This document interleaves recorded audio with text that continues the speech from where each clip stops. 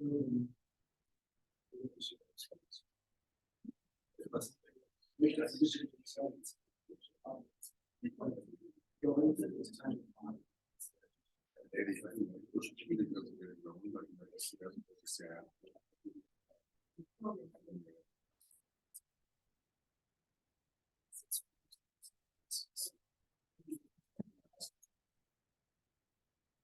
I need to plug this in? Yes, you do. So that's where I guess it's power from. So I've started the meeting, but there's nobody online yet.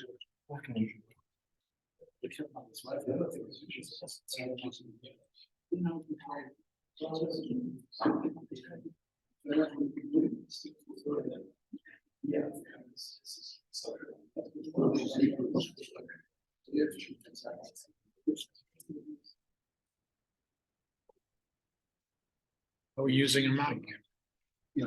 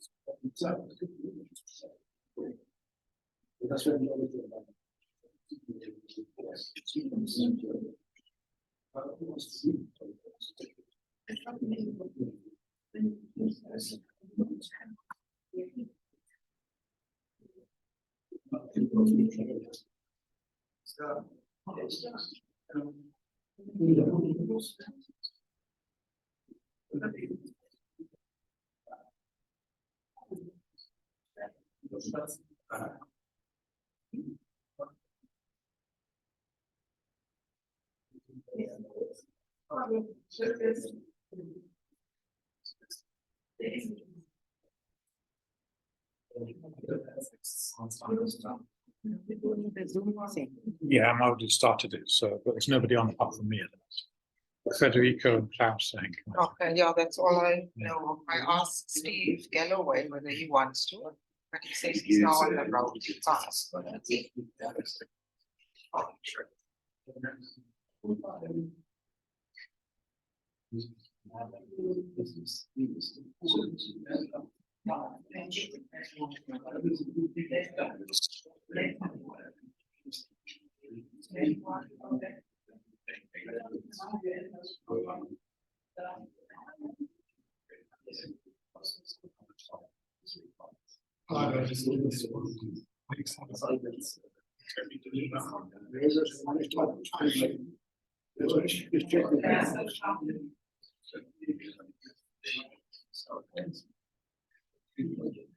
Mr. Butler, how long are you in the country for? I'm going to be here for 2 weeks. Because I saw you have a public meeting on the 15th.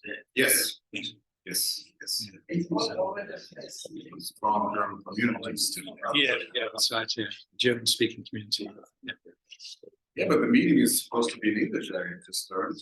Yeah, I see There there's will be some people who there's a speak. panel there, somebody from Hyphen, and an ex-NAM Power management person, so they'll have to have some of it in English.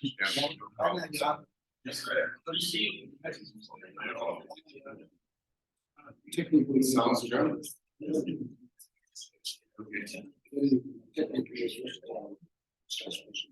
He was actually the technical competence. Technische Kapazität von Mann auch.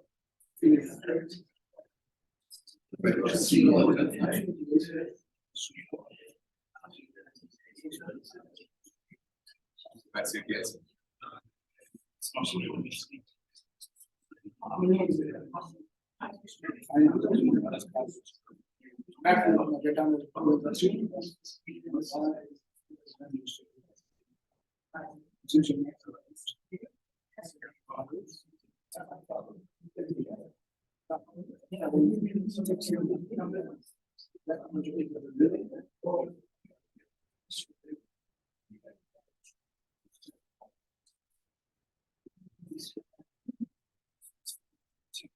James is here. So I see James has arrived.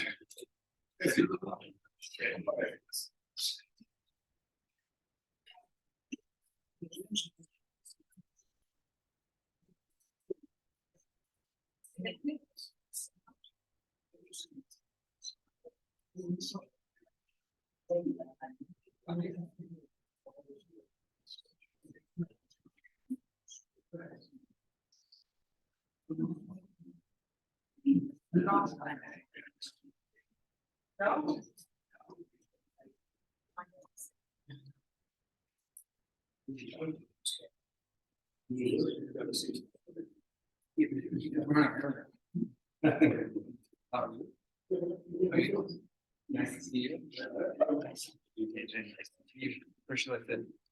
Maybe, yeah, I'm totally if you want to do Prominent to me. The front is too much. Here it is.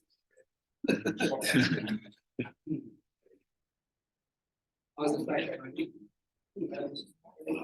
Yes, always. Go to Very nice flights. Mountains. This weight you roll is up. Because they always want to feed you.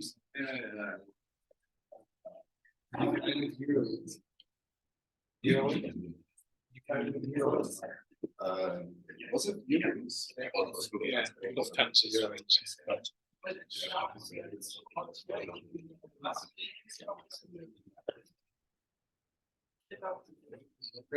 Were there particular coaching There was a briefing note which I've taken a copy of, which has got like 10, 12 questions at the end. But some of them are maybe we will need some different from here actually, but we'll see what we can. Yeah. I saw your video with Bushi. Oh. Yeah, that was come together as if we kind of get involved. That was the very short thing we sent out with some questions on the Cheers. I sent you the email at 1 o'clock. That's probably a bit late. So you have it online. I looked hard, it's not that. This time before we could do it. Yeah. What's coming out of the meeting?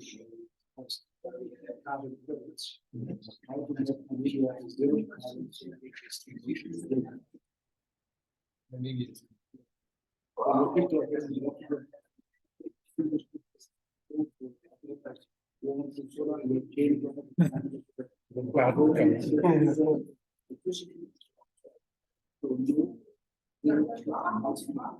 Look, we're gonna need some.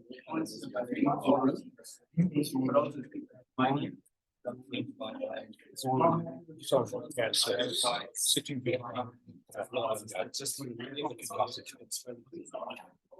European, one of the largest markets.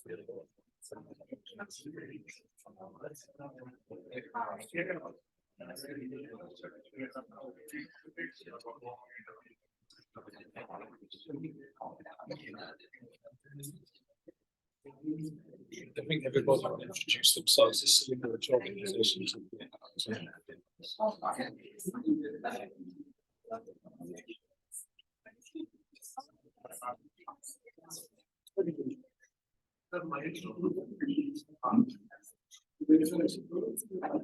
Sit there. You can sit there. Hi. Hi, Fred, how are you? Good, how's it going?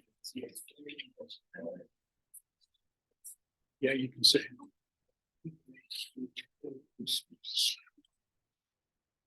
Good, how's it going?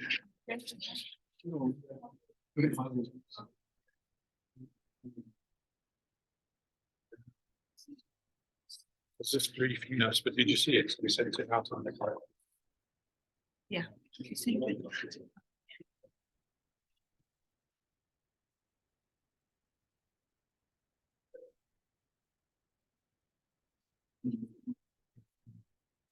We could have had one sound from this, but then maybe.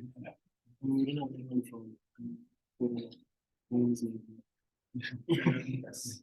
do it for ministers. How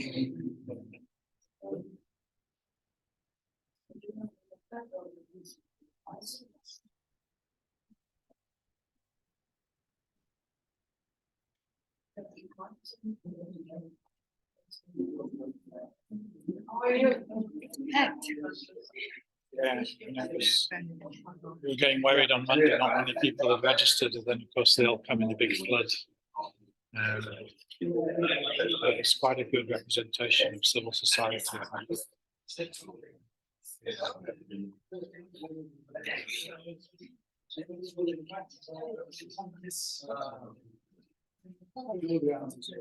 Well, yeah, I always wonder this questions. I mean, the guy who actually wrote this paper has actually since become the CEO of CIVIC. That's Robin.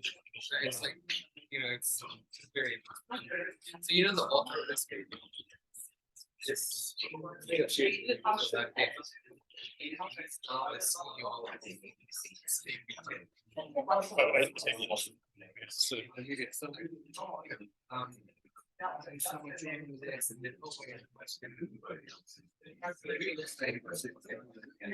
no, he didn't say. He didn't say. He said these are the questions. Yes, it wasn't a critical paper to explain it. But yes, it was. It's a year old. So it's out of date. It's a bit so fast.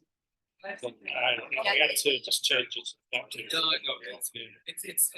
It's really about the question. Some of them very good to them. Yeah, no, some are not. We know the one we answers. I think I should go to the question. Okay. We are really capable. Yeah. I mean, this are skills. We knew there wouldn't be instant answers, but if I knew, I'd maybe explain it. One way to maybe it's make sure that we like they become CEO of this company, so they want to become business. Yeah. That was a question, but then yeah, he wanted to start. One of the questions is wondering, why does London why is there Yeah, I mean, Question missing. What if the guy is? it's already. What happens if markets go wrong and we don't know? So just. Oh, wait, then we part of it. Yeah. yeah, I don't think that's going to happen. So. Definitely one way to find out. Good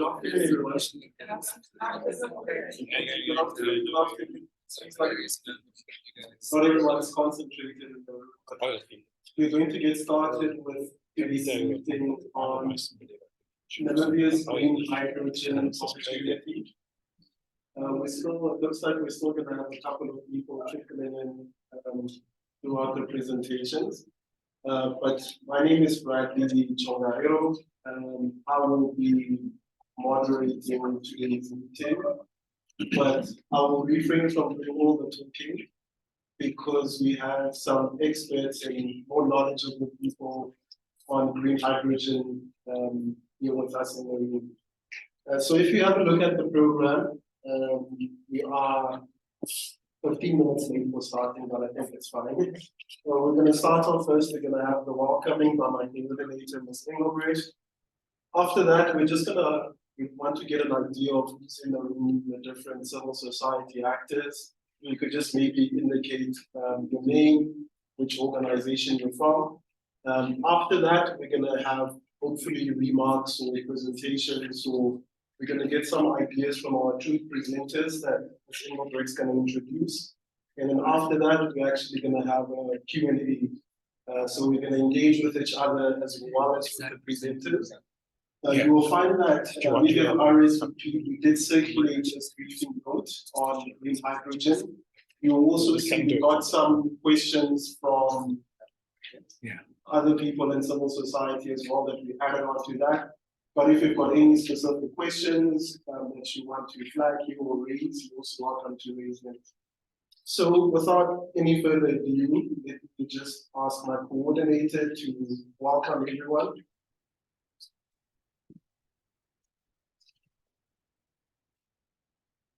Good afternoon, everyone.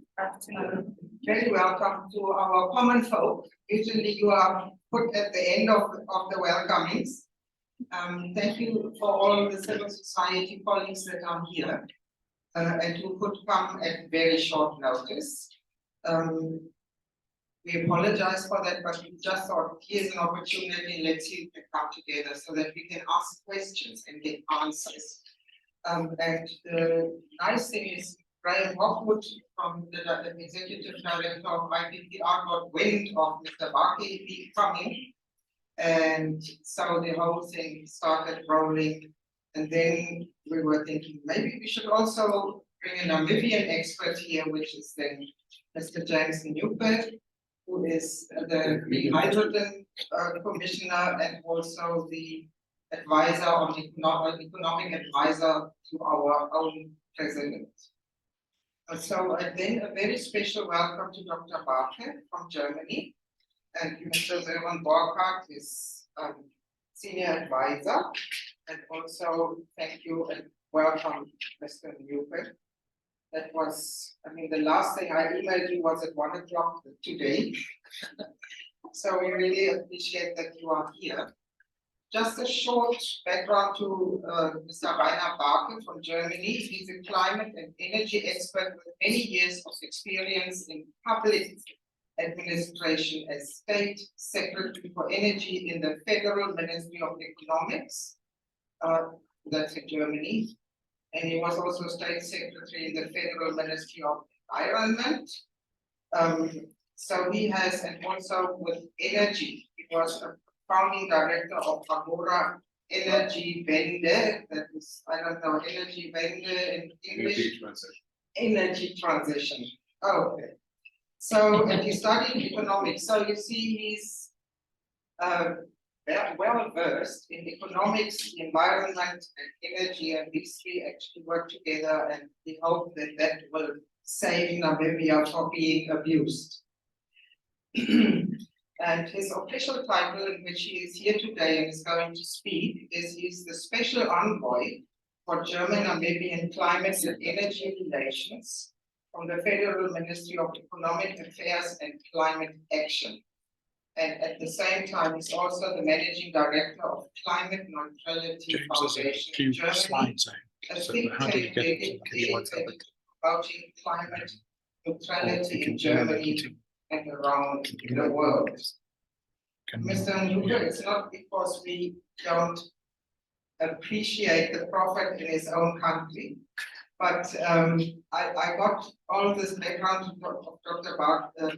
Mr. Barker from Mr. Sören. So I was still busy, checking up on your background, but I mean, you also have a lot of different qualifications and stations in your career. I would like you to fill me in during your presentation because we would like to hear what work are you doing on our behalf.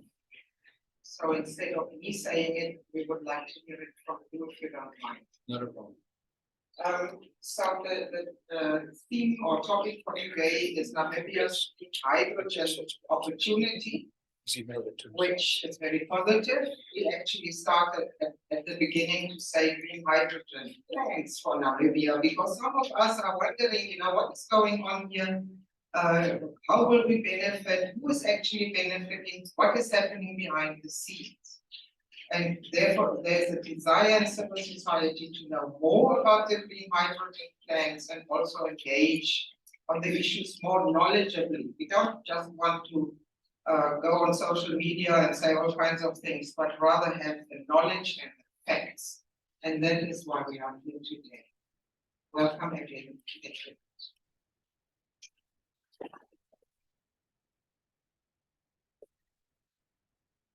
Thank you. Welcome everyone. Welcome to our two presenters. We'll just move on to the self-introductions. So I just request you, we'll start here right at the front. You can just indicate your name and surname and which organization you're part of. And loudly, please, because we don't have the revolving mic, so this is the only one. So we also have some people on Zoom as well that will pick up. Yes, you're welcome to start. Yeah, I'll just get up. My name is Mia Schweiz. I'm working with the Namibian Nature Foundation, and I'm responsible for technical services and climate change management. Moving campus, director of Namibia Group Trust, where it was based organizations. My name is Elizabeth Itinge, and I am the project officer at the Namibia Media Trust, just close by.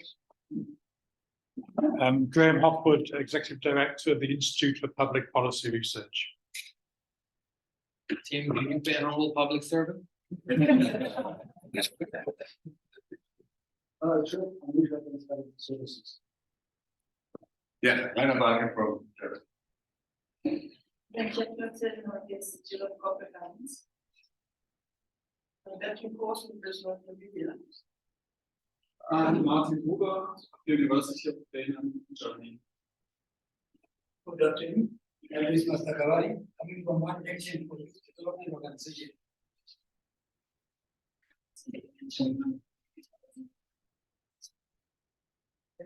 I'm sorry.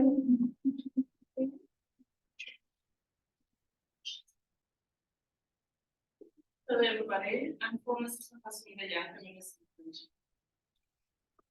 Afternoon, I'm Zoe Walker, that's supporting. Hello, my name is Dominic, CEO of Acro.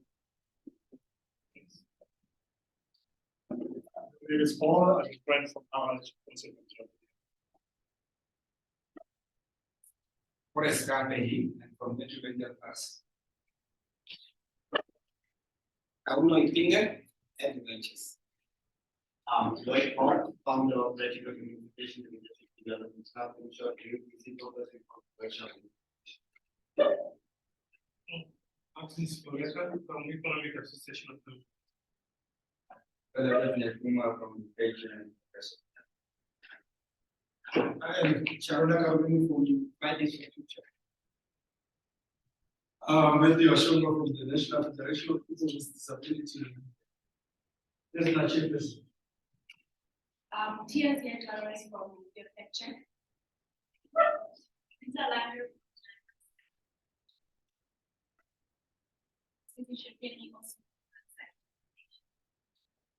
Hi, I'm Hillary from the Young Community. I'm Mitri Salamo from the old team, so to say, organized. Hi, I'm Nate from IJOB Institute for Public Policy Research. Good afternoon, I'm Rita. I'm the speaker. Good afternoon, my name is Peter Namibias, Secretary General of the Namibias Auxiliary Trade Federation, and affiliate of the Trade Union Group. Good afternoon, I'm part of the Confederation and the Public. Greetings, my name is Jasper Asinu, in the Namibian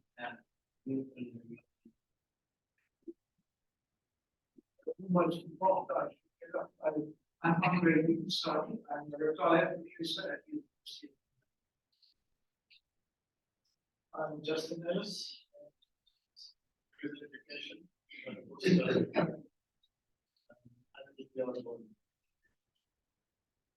afternoon, I'm Chris Brown from the Namibian Chamber of Environment. Afternoon. My name is Victor Gavinetti, also from the Regional Office of Namibia, and it teaches me. Good afternoon, I see you went away.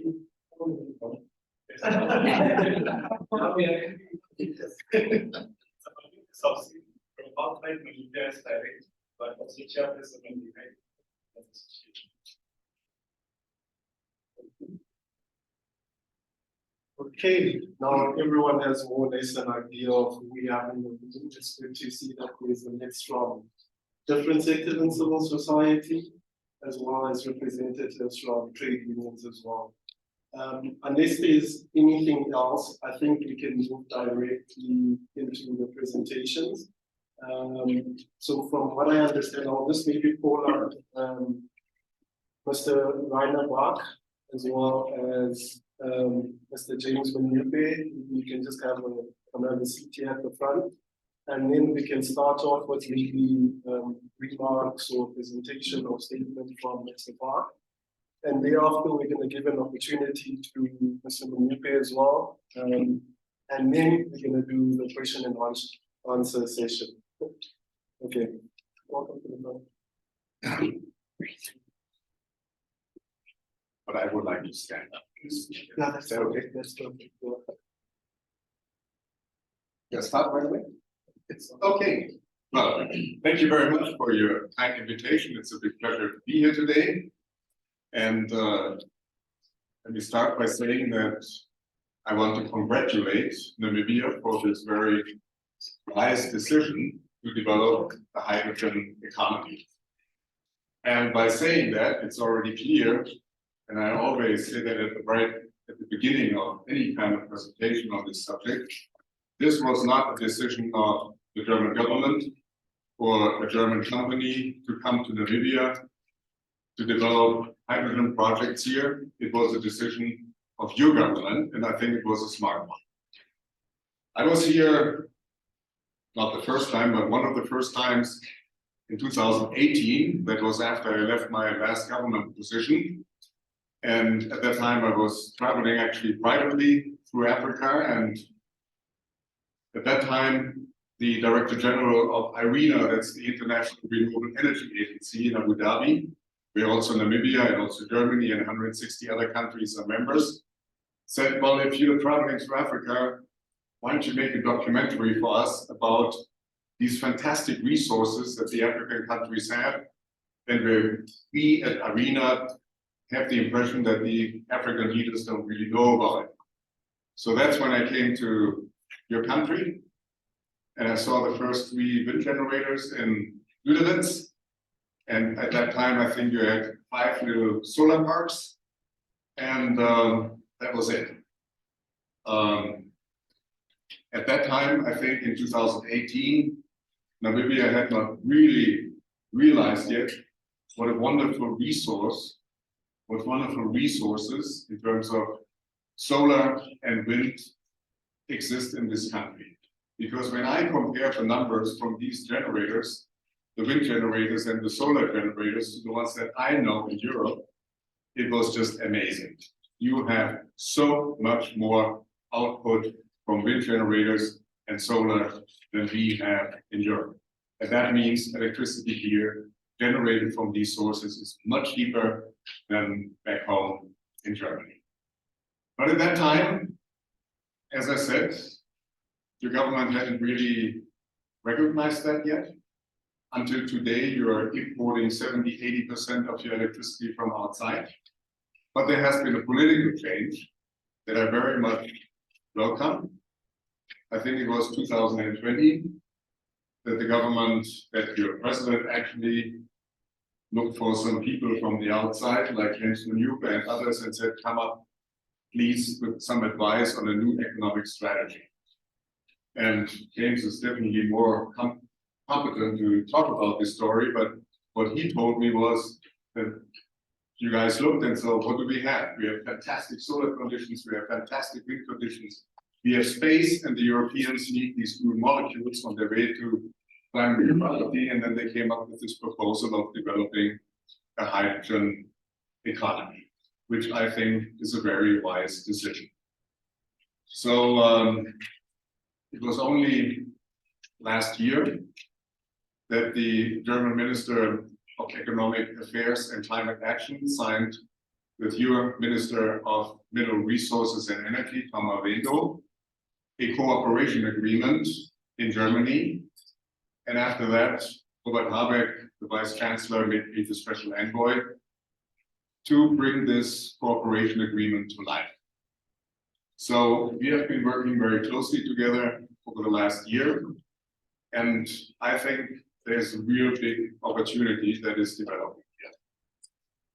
Because it was the Namibian government that, after making the decision to develop a hydrogen economy, selected the site down south, close to Lüderitz, and had an open international tender.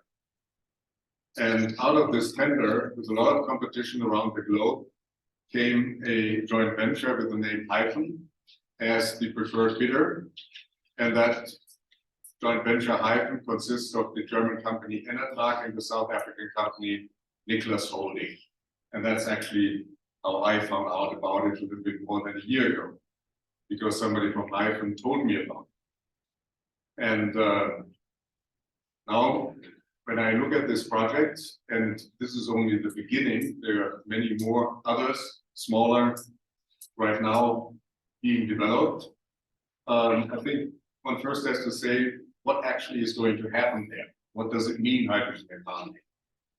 Well, hydrogen, as we can see there, is an atom that is very abundant, but it is so small that it reacts very quickly with all others. And the hydrogen we know the most is H2O. H2 is hydrogen and O is oxygen, and H2O is water. So in order to get pure hydrogen, you have to split water, H2O, in oxygen, O, and H2 hydrogen. And that can be done not only, but it can be done in a green way with electricity from wind and solar generators. And that's what is actually the plan, to not take surface water, of course, but desalinated water from the ocean, transport the desalinated water into the desert, then take electricity from wind and solar, split the water into H2, hydrogen and O, oxygen, transport via pipeline the hydrogen back to the shore, take nitrogen out of the air and transform it into ammonia and ship the ammonia to Europe. Now, why not ship hydrogen?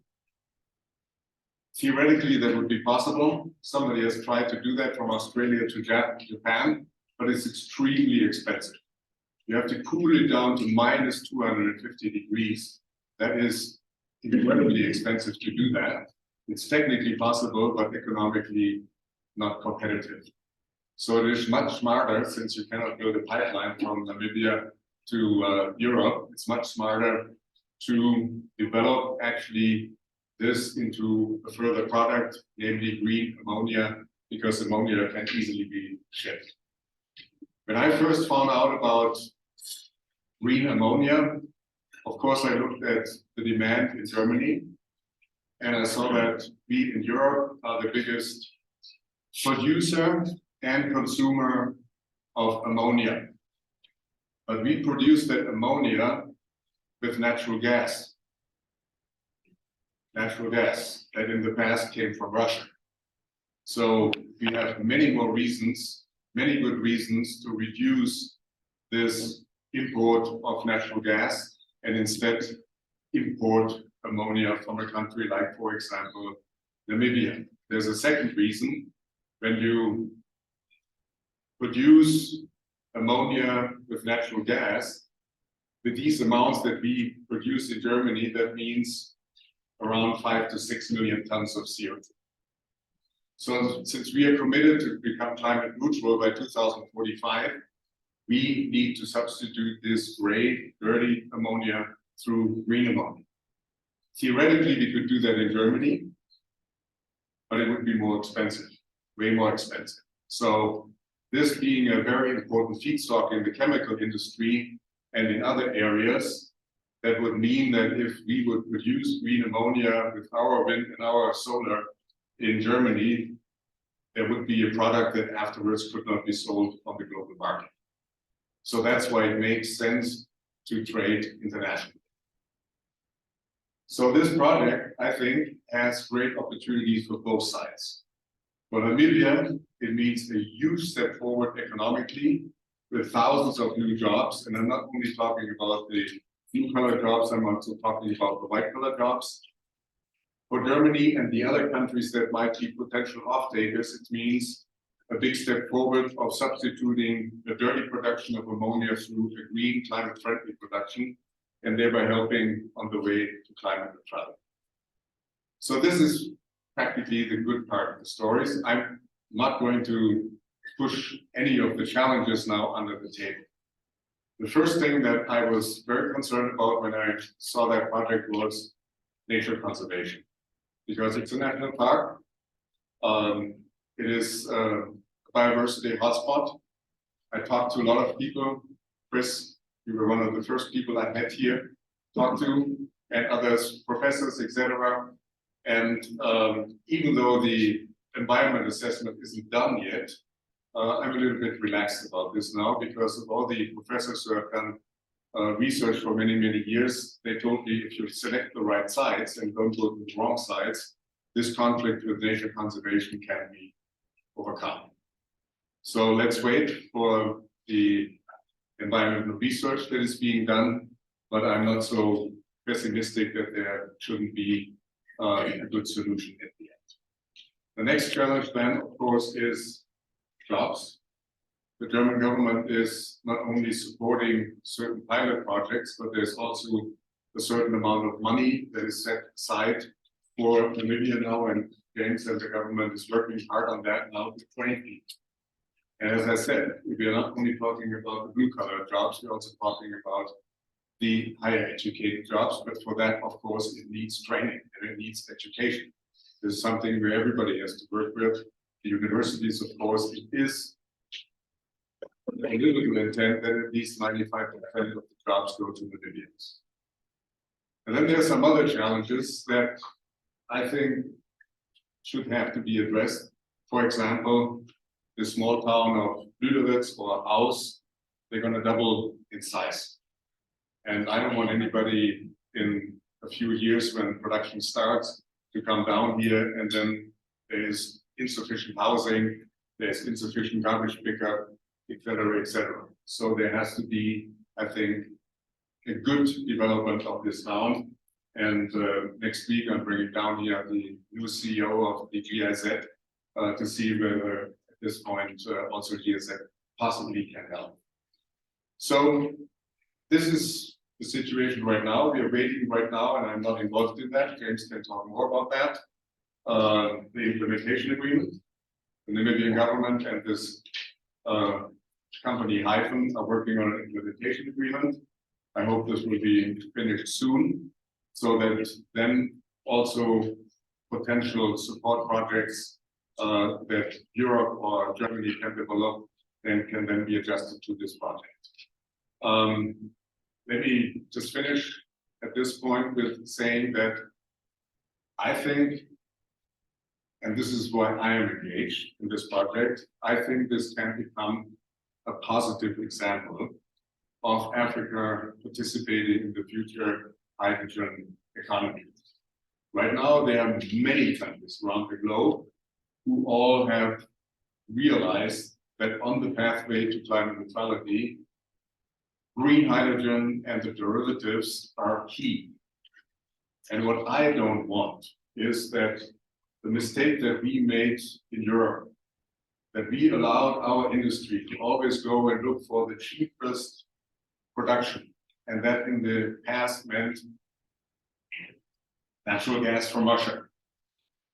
At the end, we were dependent 50 to 60% on Russia on our energy delivery, until Russia invaded Ukraine and then used natural gas as a weapon against us. I don't want that we don't learn from these mistakes and now move on to the next dictatorship, because in that other country where there are no human rights, no freedom of press, no democracy, but cheap production. And you probably can imagine there are some countries that today produce a lot of fossil fuels who would love to take on that new position also on green hydrogen. I would like my country to cooperate with democracies that honor human rights, freedom of press. I think we should establish privileged relationships with countries like Namibia. Of course, not exclusively. There are others like Uruguay, like Chile and others as well. We should also trade with others, but there should be a privileged relationship with countries like your country. And I hope that this project will be successful. And as I said, it's the first big one. I'm going to use the next days to also visit some of the smaller ones, like the Dowers project and like High Iron and other ones. I think this can be the beginning of a very, very good economic development with a lot of benefits for your country. Thank you very much, and I hand the microphone over to you, Hanns.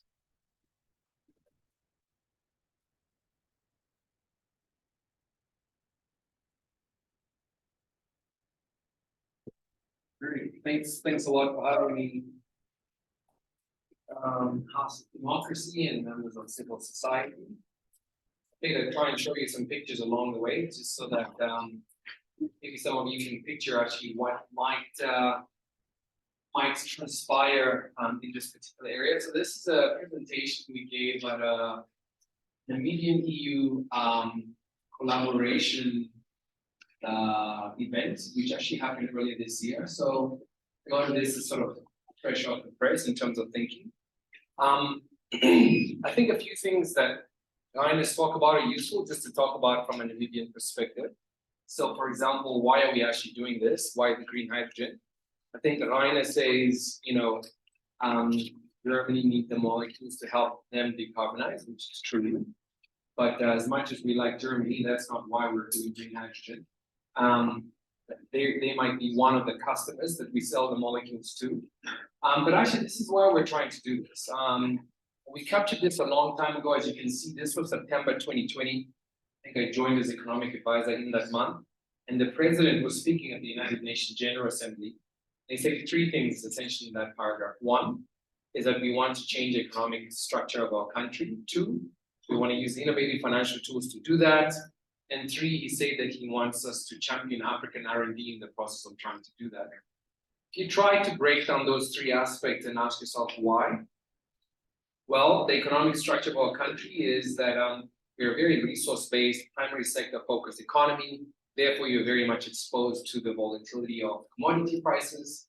And if you want to migrate up from the primary sector to the secondary sector where you're beginning to manufacture some stuff, currently we make chicken and some beer, but we've actually sold the beer company as well.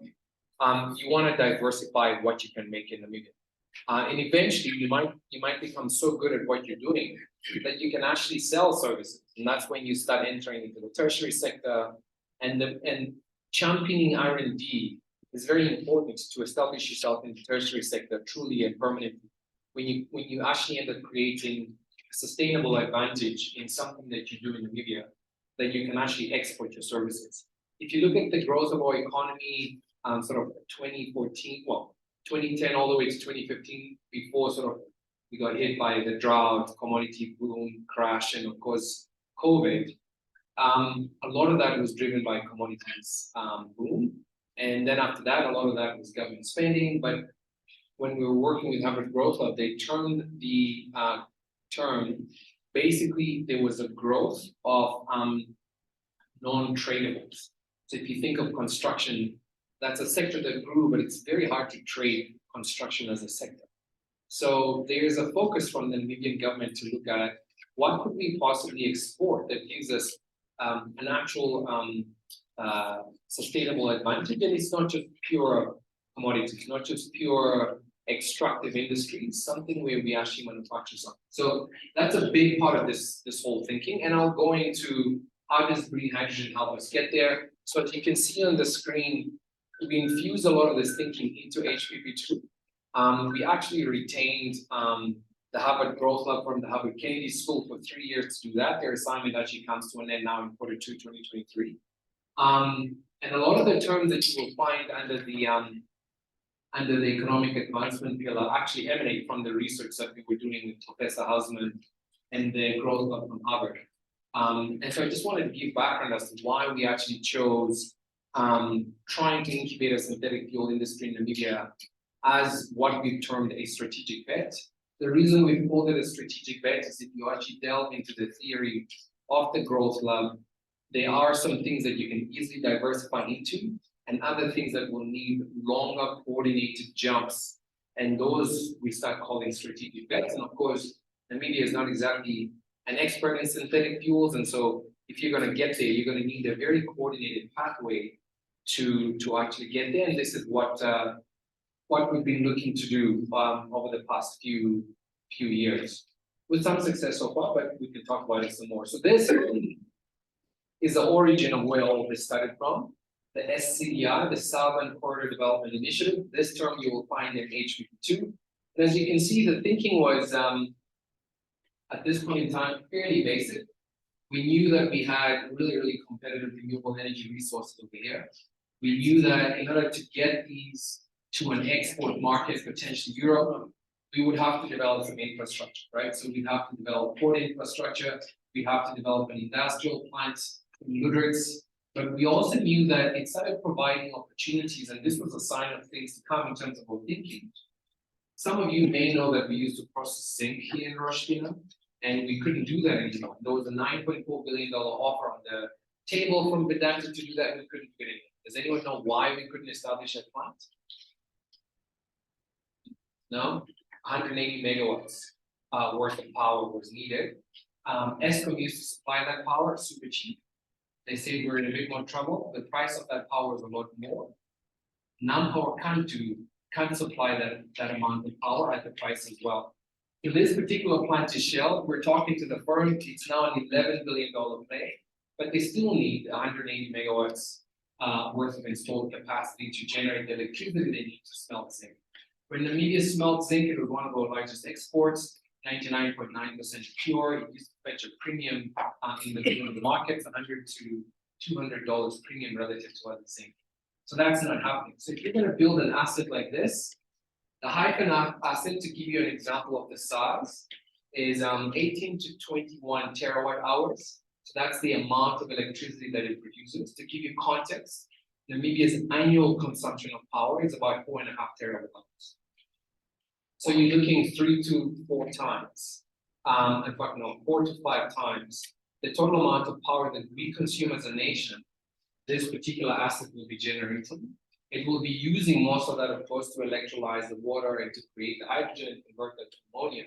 And 4.1 terawatt hours, almost our total annual consumption, will be curtailed. That means it'll essentially be vented, right? It just won't be used. It'll be power that is being produced that cannot be used in the process. So a real interesting hypothesis for us is, can you capture some of that? Yeah, go for it. Repeat what you just said. Sure. So the asset, if you think of this, there's a video as well I could play for you guys, but these are wind turbines and solar panels. And together they will create a lot of renewable energy electricity. So call it 19 units of electricity. Namibia currently uses about 4.5 of those units. And this 19 units, this project won't be able to use all of those units. 4.1 of them, they'll essentially be thrown away because it'll be produced during the day. The assets will be pumping maximum volume and the factory can't use all of that energy. So 4.1 will just be thrown away. Now, what we're trying to look at is, could you capture some of that renewable electricity, some of that excess power, potentially combine it with battery storage? So take some of that power, put it into a battery, and then ask energy-intensive industries like the zinc plants in Roshkina or other ones in Namibia to actually offtake that power. Okay?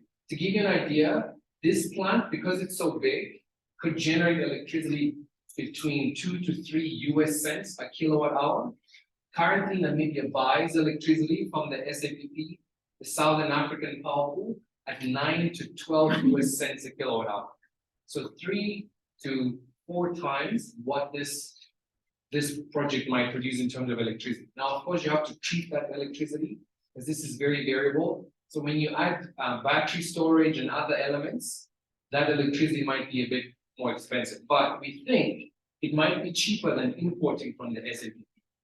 So now Namibia has a very interesting opportunity to start industrializing, to start making things in Namibia with cheaper, cleaner electricity, because a lot of the electricity that we import at the moment from South Africa, for example, is made from coal-fired power stations, which of course is not so great for the environment, right? So this was sort of always a vision in terms of what the SCDI could represent is, could you get energy-intensive industries going in Namibia? Could you create enough green electricity? Could you turn some of that into molecules for export and some of it into excess electrons for export? So if we're making 4.1 terawatt hours excess electricity and we can't consume all of it ourselves, we can export into the SAPP. I'm sure by now you all know that Zimbabwe, Zambia, and South Africa in particular are really, really energy starved. and they're looking to do all sorts of things, right, to create enough electricity for themselves.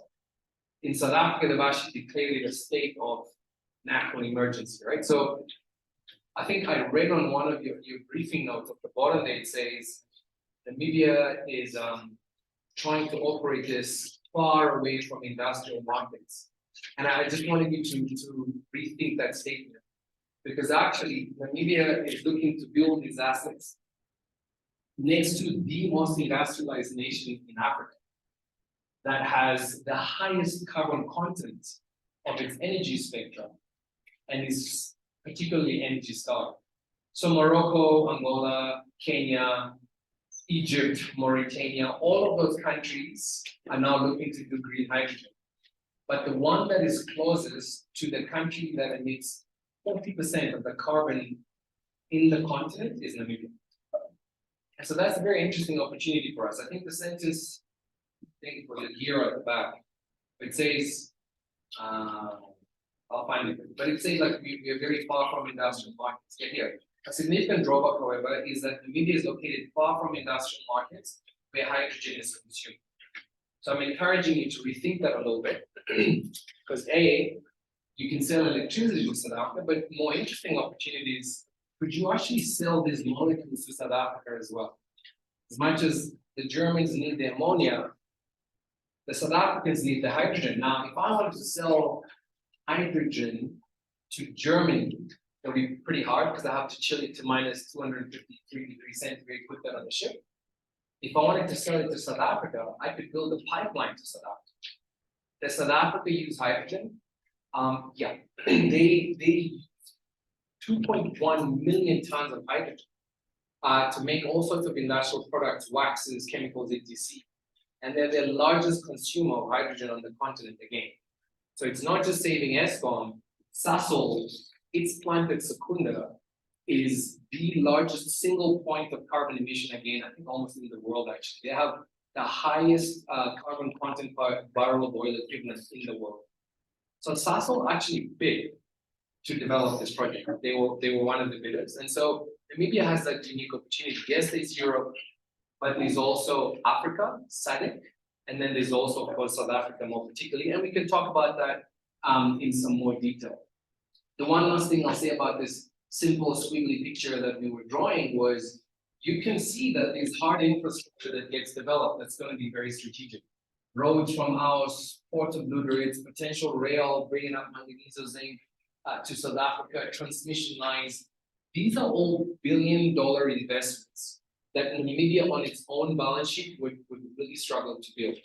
But now, once you start talking to the World Bank, the EU Commission, South Africa, the SAPP, the type of money and the cheapness of the money that you could attract to build some of these assets in Namibia that creates a regional impact is very interesting. And that was the industrialization agenda that we had in mind for a long period of time. Now, we're getting into some more prettier diagrams. You can see we have started hiring some professionals. So it wasn't just me and a marker. Now it is, people that have actually built pipelines before. So an estimation of just the pipeline within Namibia is about 2,000 kilometers from Lüderitz all the way to Ranyemun. The idea is that, of course, environment permitting, you might develop different projects in these corridors, but instead of each project building its own pipeline of water and hydrogen, there could be a common user line that would get used by different projects all the way. The two pieces of land that we've given for this first sort of exploratory area is that there's those two blocks there. That's where Hyphen will develop their assets. It's possible that within this area, again, avoiding the biodiversity rich areas and the environmentally sensitive areas, you might be able to build 5 to 7 different Hyphens in that area. Now, Hyphen, that one project is about $11 billion. 5 or 7 of those, from a job perspective, from an infrastructure development perspective, from an export perspective, but even from an ecological perspective will be significant, because the way we have designed the RFP is that the project had to estimate how much money would it pay to the government A, to the sovereign wealth fund, but also some of that money is actually going to go to the Ministry of Environment to be reinvested into the area to enhance a protection of the environment as well. And that's about 2.5 or 5% royalty that will go straight back into protecting the environment in that area, and that will just capacitate the MEFT way beyond what they're typically used to as well. So this is some early thinking. Of course, what you then want to start thinking about is how much money does this all cost? The hydrogen gas pipeline could be 3.5 billion, water pipeline 1.2 billion, this is euros, transmission line 600 million, so you're talking many more. If you added all of that, there's like 4.7 plus another 600, you're getting to 5. So you're talking 8 to 9 billion Namibian dollars. This is just the backbone infrastructure, not the actual projects. And by the way, when you start thinking of, because I think one of the questions or complaints I've heard is, why are we building all of this for Rhino? Rhino went to mess up his country and he's polluting everywhere. Why am I saving him?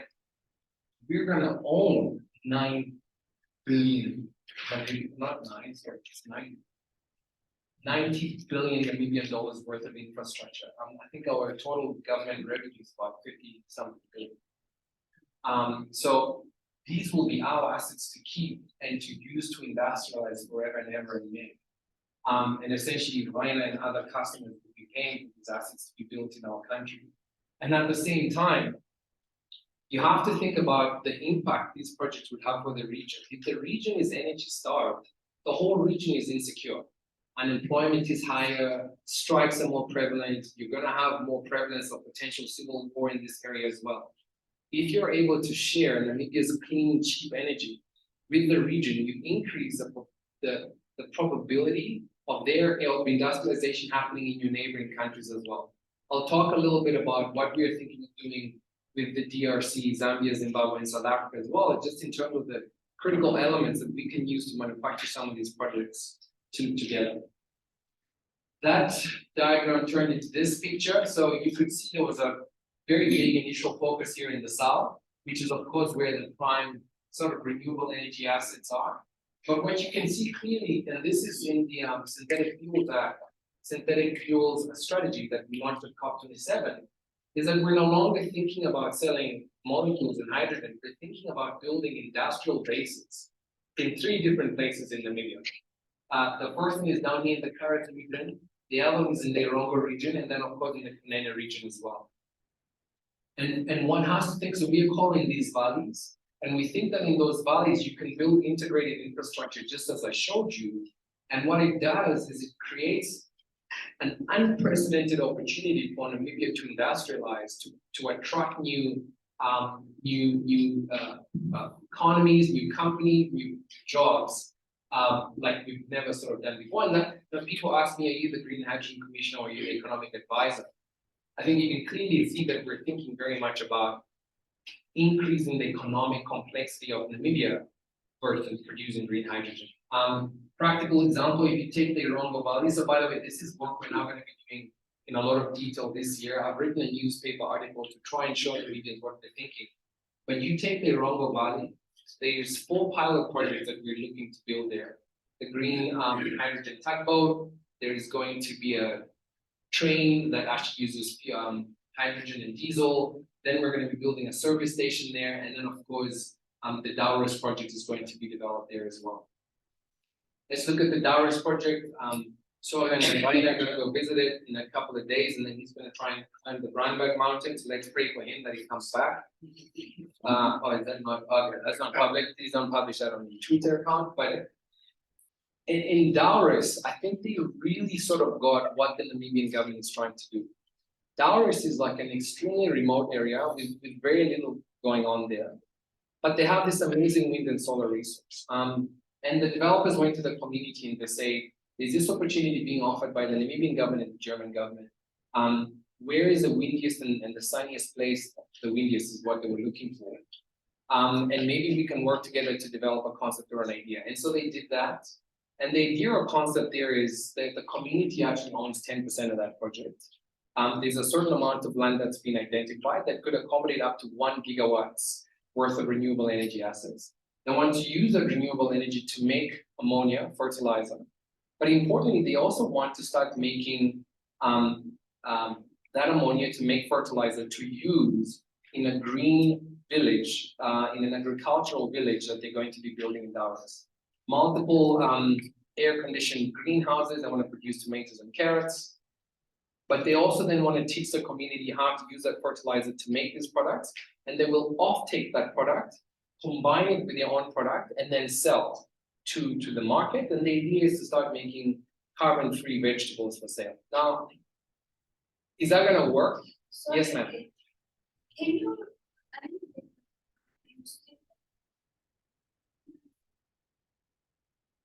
Right. So in Dalres, if this was my computer, I'd actually show you what Dalres looks like. But in Dalres, there's this land, right? This land is owned by the people of the Dalres Conservancy and the CIVIC Conservancy. And the chief and the people in that area have essentially allowed for that land to be used to explore whether they can do everything I was just saying there, right? So make ammonia. And this ammonia, you can actually use it to make fertilizer, right? So the idea is to explore, because you'll also need water, whether they can use the water, the fertilizer, and the land to actually start making, to start producing vegetables in air-conditioned controlled greenhouses, right? So in that area in Dalres, they want to build a farm, but a sophisticated farm with like no carbon content. And if they do that, they also want to teach members of the community how to produce their own vegetables. They want to supply them with some of the inputs, the water, the fertilizers, etc. And then they say, great, I'll make 7,000 carrots, Vinci will make 20, Rainer will make 2, he's not a good farmer, you'll make 100. And then I'll collect your 100, he's 2 and Vinci 7, and my 1,000, and we will find a market for it. What that does is, instead of the Conservancy just getting income from the project through dividends and others, they're also creating jobs and livelihood and passing skills on to the community. So you now kind of become a farmer, right? Again, it's a concept, it's a pilot stage, construction starts now. But I kind of liked how these were Namibians, young Namibians, who went to their elders and say, there's this opportunity, there's $100 million, they really got $100 million Namibian dollars to build this project. Yeah, actually they got 112 million euros, which translates into, call it 180 million, almost 200 million bucks.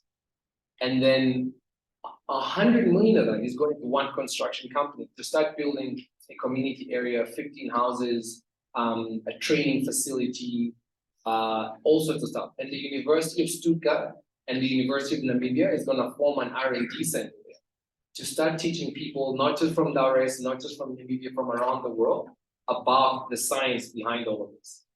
Now that emanated from nothing, right? It emanated from the government that had a vision. It partnered up with the German government, and now this community has this opportunity. A big Namibian construction company called Nexus, 5 of them applied, Nexus got chosen, creates 100 construction jobs today. They're starting on April the 17th. There'll be 50 permanent jobs just from phase 1 of operating these few assets. And I think the really interesting part is basically Australia's richest man is very, very enthused about this green hydrogen thing. He formed a company called Fortescue Future Industry. They are trying to buy green hydrogen projects around the world. They approached the Dalres community and they say, we like this concept. Can we study whether we can invest in this project with you? And so they essentially signed a 4-month exclusivity that comes to an end in this month. And they will announce whether they will co-invest in this project. Now that project, the 1 gigawatt potential, lots of wind turbines and solar panels, that could be a $60 billion Namibian project from nothing, right? It will just land there in desert. So, you know, when somebody said, we're building all of these to produce molecules for Rainer, we were sort of missing these opportunities. Rainer is this guy, he's from Germany. They sort of say, we're building all this to produce molecules to sell to him. They were sort of missing this local industrialization opportunity that we were talking about. And these pilot projects and some of these diagrams that I'm talking to you about are some of the practical opportunities to build capacity, create jobs for us. I'll give you one example and then I'll go on. Dallas is about 100 km away from Andrada mine. Andrada is looking to mine lithium in near Uis. Now, lithium is essentially also a transition metal that is needed to really help with the energy transition. They'll use it for batteries that can end up in vehicles and stuff like that. And they would like to make their products with clean energy because it essentially allows the preferential access to a big market like Europe.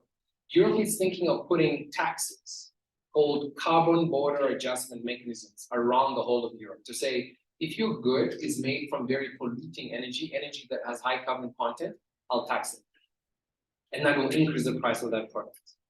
So if lithium is coming from Chile and it has a high carbon content and it costs $100, maybe it gets up to 140. If Namibian lithium costs 110 even, maybe because we didn't have the scale Chile has, and it goes to Europe, but it has no carbon content, it gets in at 110, whereas Chile's, just for example, gets in at 140.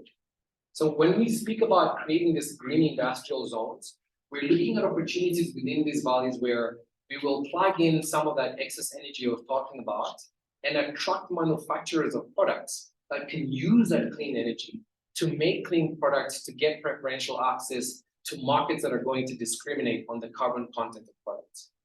And a practical example of that is Dallas, talking with Andrada Mining today, they've actually signed an MOU. Dallas might supply Andrada Mining with clean electricity, potentially up to 40 megawatts.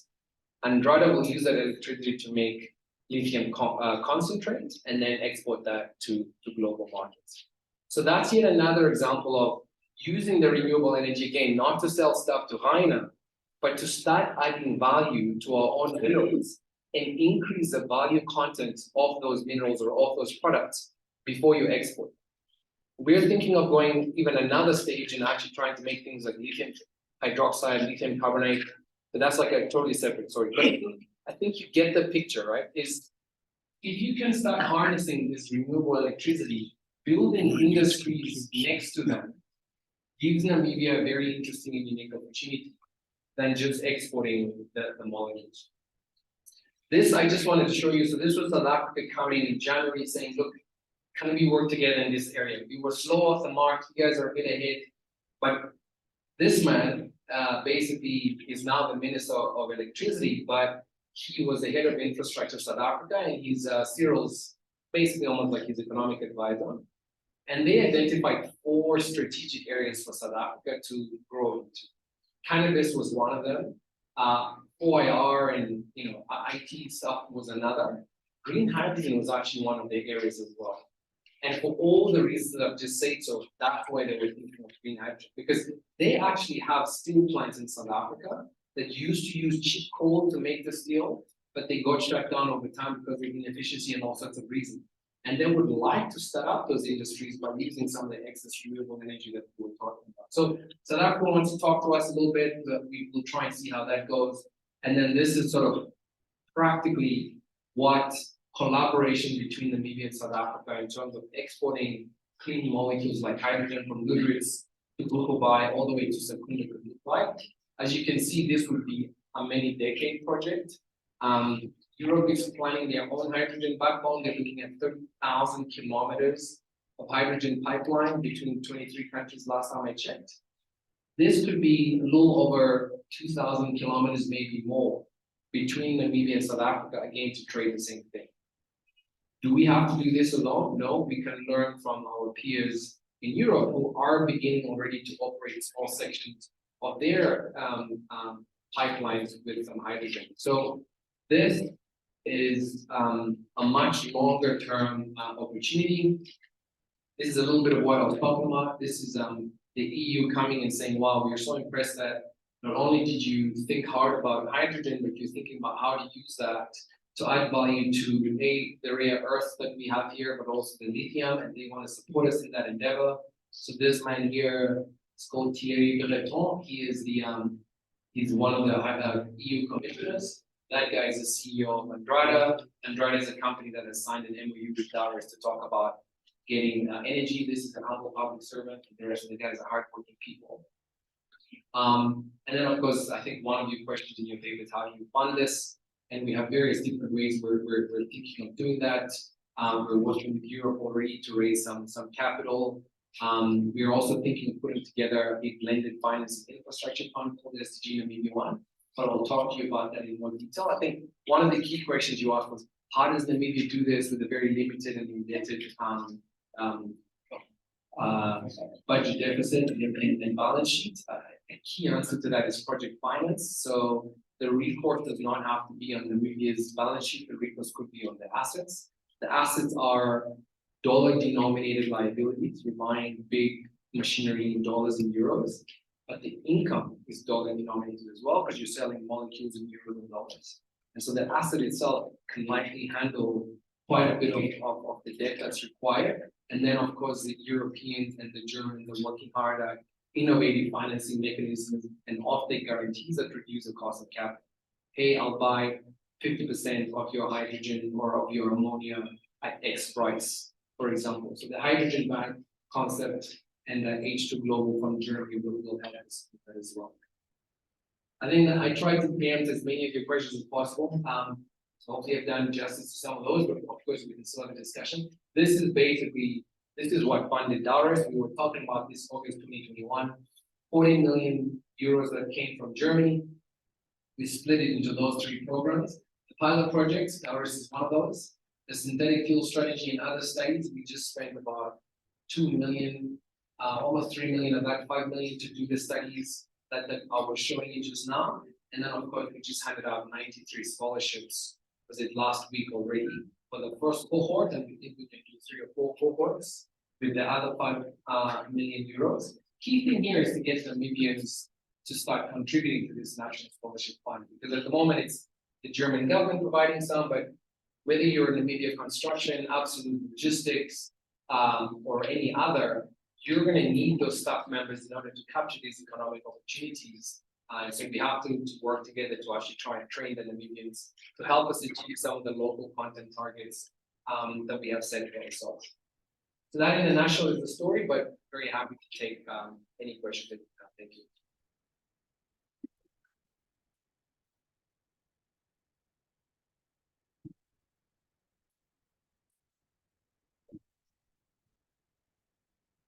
Okay, thank you so much, Mr. Bach and Mr. Manupe. I think from some of the presentations, some of the questions that we had in the briefing note were already addressed. But I think as we also heard in the same vein that the project is quite large, and I think Mr. Manupe did a really good job at going over the Southern Corridor Development Initiative and also framing the green hydrogen initiative around that. But also we heard from Mr. Bach as well that there are multiple implications as well with the project of this size. I think some of the stuff that he mentioned included, nature conservation. You also spoke about, how this will impact, like just specifically looking at root roots, how it will impact that. But what we can probably do is we can just go straight into the question and answer session. How we can do it is, it doesn't have to be a question, it could be a contribution.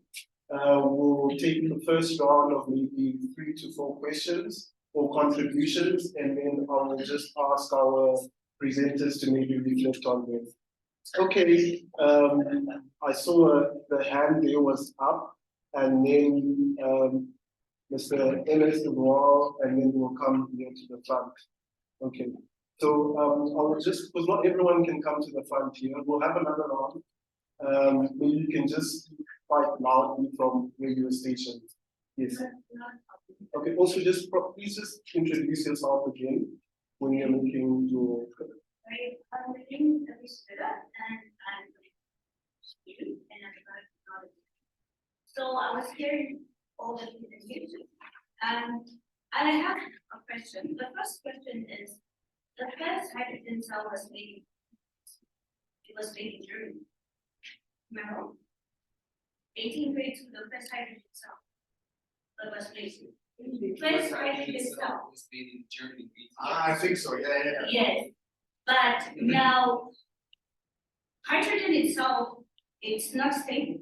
So in this presentation, in terms of the construction, there was nothing on the backup, like what happens when these pipes bust?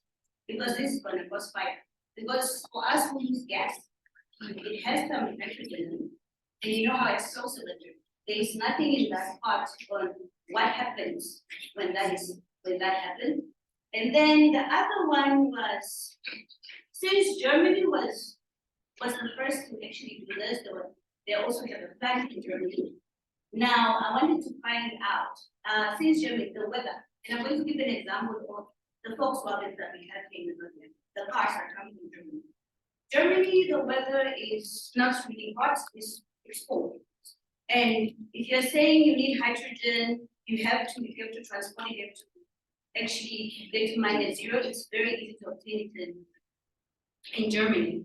So I wanted to find out the pipes, are they going to be compatible for weather? Because even the Volkswagens here, if it's very hot in Namibia, you drive it, it can cause a problem, the engine can bust. And it's something that has not yet been solved. So I'm looking at that. And then the part for I'm putting everything together because I only have another chance. And then the part for the ammonia. Yes, the gray ammonia is very bad for everybody. That's why most of us are trying this in fact. But now this green ammonia, most of it is going to be exported. As an economist, what value are we adding on it? Because we don't want to have a situation where we are giving, like the way we are giving the raw diamonds, and they have to polish it. So what value are we adding? Because we want to give it with good value on it. And then again, how are we going to get it? Because the way you say the infrastructure is well conditioned, you're removing carbon, which is a bit impossible because the people that are going to be in that greenhouse or a special thing, we all bring up carbon, or are they going to have special suits? And then if you say you do the macro, like in biotechnology, small thing, we're testing how it grows in different conditions. Now I want to find out now when you're giving it to the different farmers to do, how is it going to come to us in the different parts of Namibia? And there's no part that says, okay, we're also going to make it cheaper for the Namibian people to actually get into the market where we want to sell the fertilizer. That part is not there. And then also the part for the youth, apart from the scholarship, since this is a very expensive endeavor, now I wanted to ask, because you have to wait at dividing the water, then you have to isolate hydrogen again. How are you separating that? And then if you're going to put it in the cells, in the batteries, again, what happens when the batteries are old? Like what we have Tesla right now, they're using this electrical car. So when the battery is dead, where does it go? We still have emissions. Yes, it's more like having I'm almost there. But now, I'm talking now as a youth. So yes, they're going to have money, but how is this money going to be distributed? And as for the youth that want to get into the business, because I've been trying to get a lot of information, we're not getting the right information. If I want to say I want to use the ammonia, or I want to also get into the gas, but is there going to be an incubation path for where this money can be distributed, like what's happening in countries like Sweden and other European countries where they have now for like a fund for the youth. And lastly, it was done. Because all the stuff. Now, the scholarship, when I saw when the first scholarship came, it was more masters and stuff. Now, what happens to the vocational, the ones that are vocational? Are these people who are going to learn also coming to the professor whereby why is it that cannot Namibia have where we put this knowledge into the vocational trainings whereby we can do it? So in case when the pipe bust, we don't have to call the German experts because we want to be self-reliant. If you say Agenda 63, the Africa that we want to be self-reliant. We don't want, and we want our youth to actually be empowered and say, if I did welding, I can do that. So I'm just trying to see the end of material. How I believe also, you just gave the whole amount of the thing, but I'm trying to really be first the part of the pride, the pride. When you look at this stuff, I'm looking at this, and I'm trying because I want to move away from us just giving, us giving, and we've been giving too much. And as a youth, you get very frustrated, and we have this stuff. So I'm trying before the whole project goes in as an economic advisor, because. Thank you. Thank you so much. It's fine.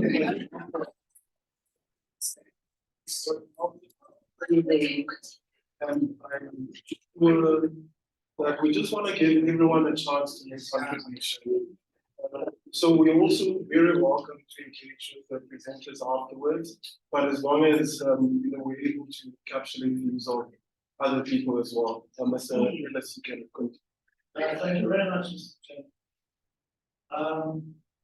I think this is a very exciting project. You can see all the technical possibilities in science, in finance, international relations.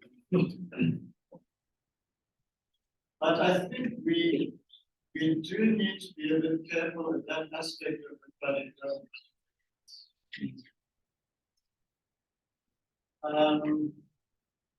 A major undertaking like this can only be sustainable if the Namibian people as a whole accept it.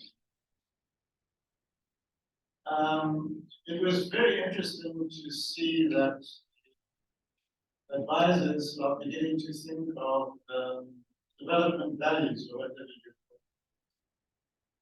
call it. I would suggest that we have to think more widely than that. It won't work if it only is something close to it, which in itself involves migrations and other very complicated. So I think we would have to think about winter. Can we, I'm just going off track. Can we revolutionize Bento's transport system? And could we do the same between here and Rivers? Could we do the same between Mbangwa and Shiklat? And could we think of that massive new urban development we have at India? I'm just going on to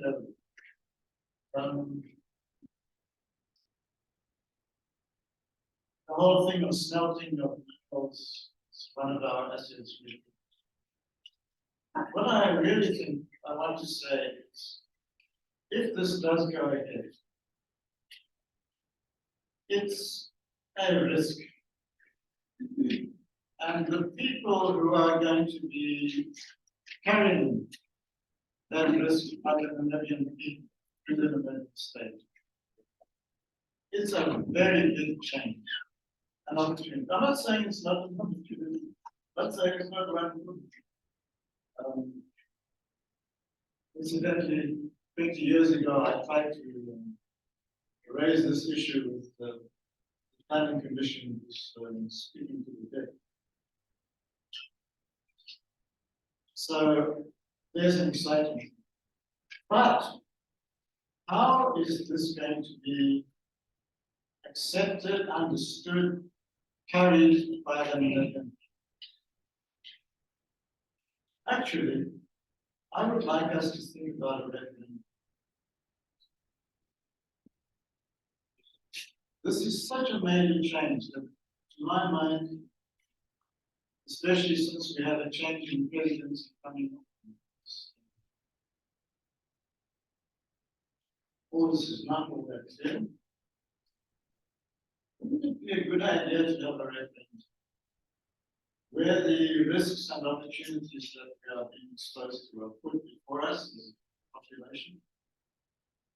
And we can fight about it and bring about a great deal of clarity. And education, the real education. The schools teach about electrolysis. Yes. So I would just like to make sure that we don't fly a kite which suddenly crashes one day. Wow, that's the. Thank you. We have one more. We can take that one because we're leaving here. Yeah, thank you. My name is almost similar to the other question. Mine is the monopolization of process. Currently, the government has selected Hyper as the company that needs to. I'm not sure about the funding or financing model that the government is supposed to use for going to use.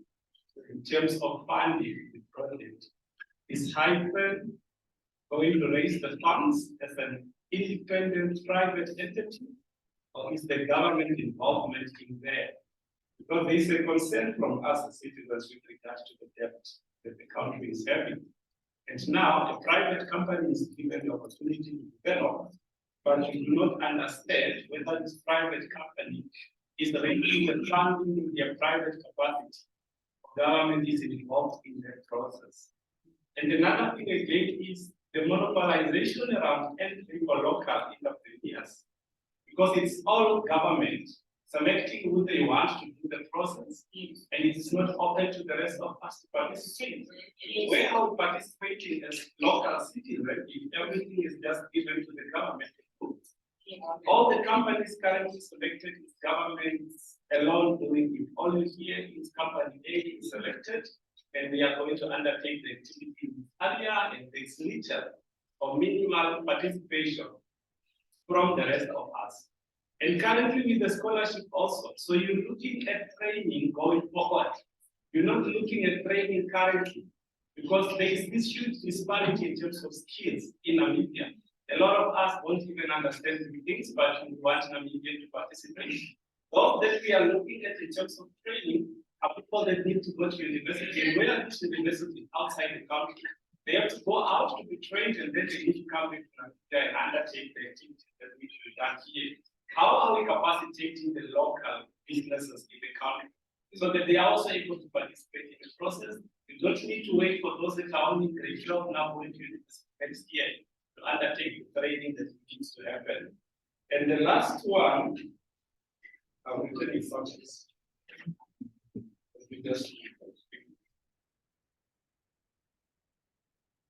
Yeah, the last one is also tying into the skills development that we are looking at. My colleagues have also spoken about it.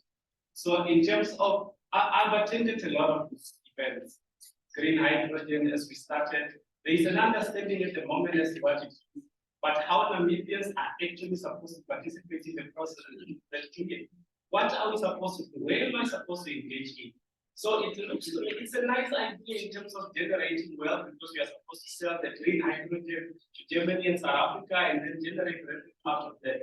But how does it benefit me as a local Namibian? What is it that I'm supposed to be doing if I am not capacitated in the process? Maybe that is supposed to come, but maybe also in terms of timeline, indicating to us where are we now in terms of the activities that is happening, rather than just giving us a picture. It's a nice activity that is happening, that is coming. Where are we since we started? And how long are we supposed to wait to see the result of this whole exercise?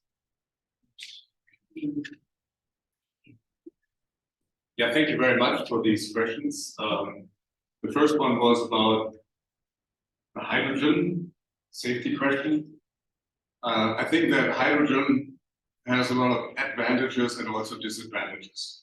It's just a very unique gas. One of the biggest advantages is that it can carry a lot of energy. So it's an energy carrier.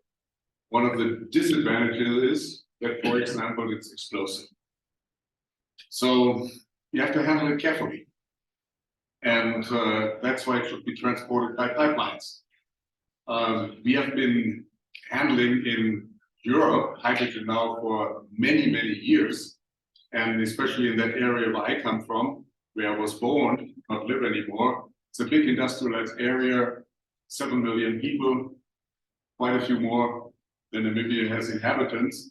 And there are hundreds of kilometers of hydrogen pipelines. So, and never any serious accident. So it is a challenge, but it can be solved.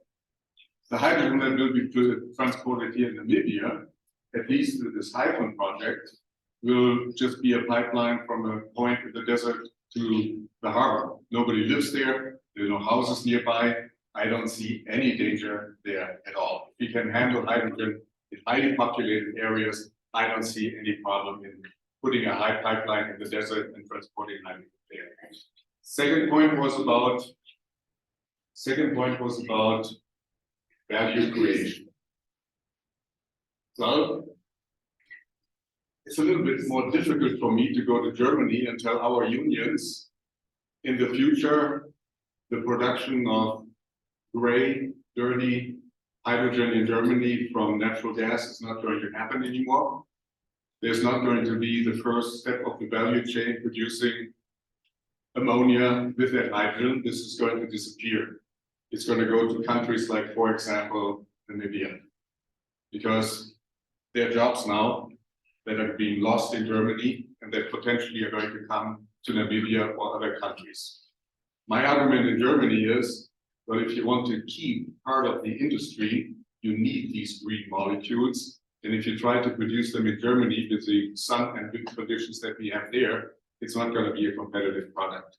So it is smarter to buy that green ammonia somewhere else with fantastic wind and solar conditions, because then you later can turn it into a product that can be sold. But I cannot neglect that part of all those jobs that are involved with producing ammonia in Germany are going to disappear. They're going to come to Namibia and other parts that in the future will produce this product. The second question was about extraction, if I got that right.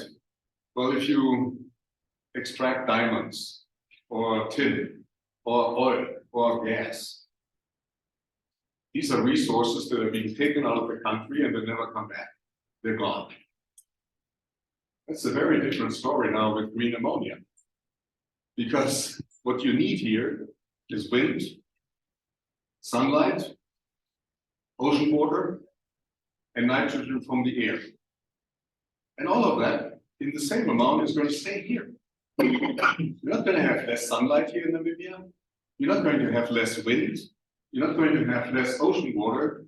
And you're not going to have less nitrogen in the air. It's a renewable resource. You can produce this forever. Forever. And it's very different from all the other products that in the past have been extracted and transported somewhere else. So in my eyes, a big advantage. Last point, I just want to say, this is your decision. Namibia is a sovereign country.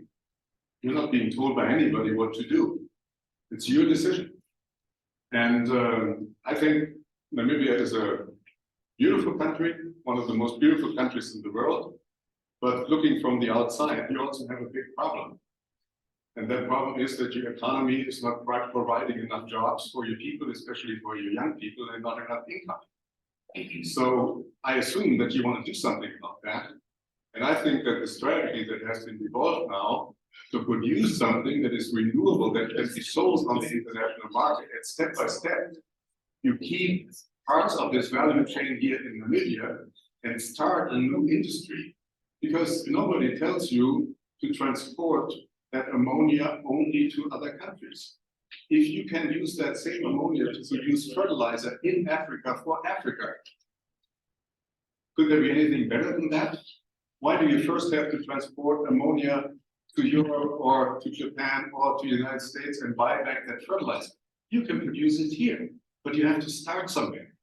You know, no industry, nowhere on the planet was there from the very beginning in the entire value chain. You start somewhere, and then step by step, you keep these parts of the value chain here and develop a new industry, create a job for your own people and people. Thank you. All right, I'll try and address as many of them as specifically as I can. I'll stand over here. Thanks a lot for the question. I thought some of them were pretty interesting. Yeah, go ahead. So I'll put the questions here, show you some diagrams to help you think a little bit about this. The first question was, I wanted to talk about, so I think it's Adi Shireda, hopefully I captured it correctly, but first hydrogen cell was made in Germany, but hydrogen is not stable. What happens when the pipes burst and cause fire? I think one of my things to just let you know that oil can burst and cause fire, normal LNG can cause burst.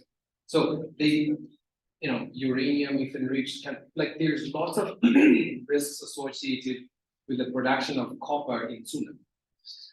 Some are saying it can create arsenic that can go into a vegetable. So like any industry that we would develop in Namibia or around the world, of course, there will be safety standards, certifications, etc. Does anyone produce hydrogen in Africa? Because you were talking about our temperatures. Sasol is the largest producer of hydrogen in the world. They're right there next to us. They make 2.5 million tons of hydrogen here, not in Germany, right here. And they use this to make things on the batteries in the dynamics. They use that to make things that we buy every day, waxes, plastics, that sort of thing, raisins. They make it right next to us. Sasol is without a doubt the largest contributor to the South African economy. It's massively systemic for South Africa. The IDC is one of the biggest shareholders of Sasol. Right? So to let you know that this is not happening in Germany, this is happening right next door, and it has created many, many, many jobs for South Africans. And they want to trade this stuff with us. Right? So who else is doing this? You were talking about ammonia. Zimbabwe, up that map there, has a company called Sable. Sable is one of the largest manufacturers of fertilizer in Africa. They import a lot of this ammonia from Russia, and they pay a very high price for that ammonia, like almost 1,500 a ton. We can make ammonia cheaper than Russia, right here next to them. And instead of them importing it all the way from Russia, they could import it from us. So if you're talking about African continental free trade agreement and trading between ourselves, and Sable, by the way, has signed an MOU to study this with Dallas. So Africans are looking to trade the stuff with Africans. The person behind Sable is Zimbabwe's richest man. Oh, actually, sorry, he's the fourth richest, not the richest. Right? So it's fellow Africans just like us trading in these commodities in our own backyards, and they're looking to see whether they can trade with us to better the lives of people in Zimbabwe and people in. And what do they use it for? They don't use it to make like jet fuel or something fancy. They use it to make agriculture for farmers in Zimbabwe and farmers in Africa. And they are saying, I would like to give you my technology that I use there here in Dallas. So I just wanted to sort of break it down, make it a bit real, and make it like for local, like you wanted. I think you said ammonia pipes, they survive our weather, so there are ammonia pipes operating now in Zimbabwe, in South Africa. It's whether we want to industrialize like them. And of course, there will be standards and certifications, and like we'll have SABS or our own NSI certifying whether a hammer, an iron, or a hydrogen pipeline, an ammonia pipeline, a wind turbine is safe to be used in Namibia. All of that will have to happen for all of the different equipments that will operate in Namibia as well. We are exporting ammonia. What value are we adding on it? So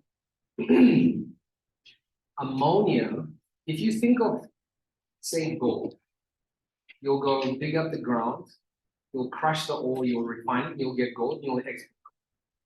So ammonia, what is it? At the core, it's actually electrons. So the primary component is not ammonia. The primary component is actually electricity, which is used to produce the hydrogen. You then use an air separation unit to suck out the nitrogen. then you make a product.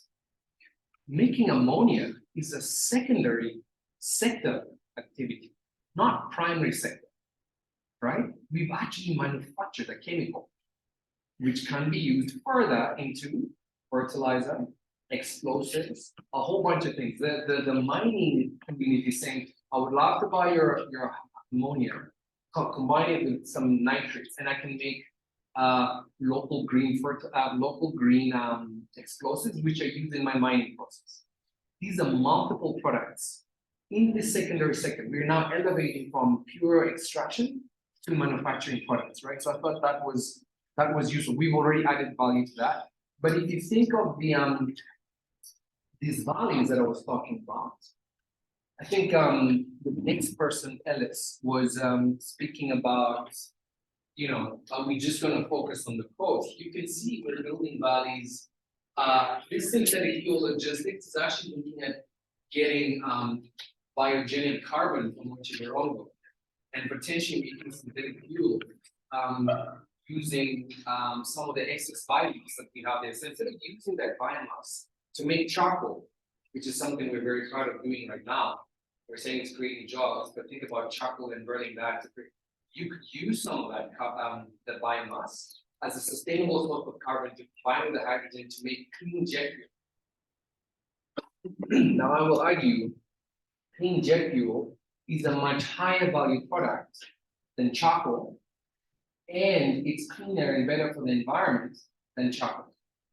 And it's nowhere near the coast, right? You're now beginning to spread economic activity into the Orchard and Jupiter region.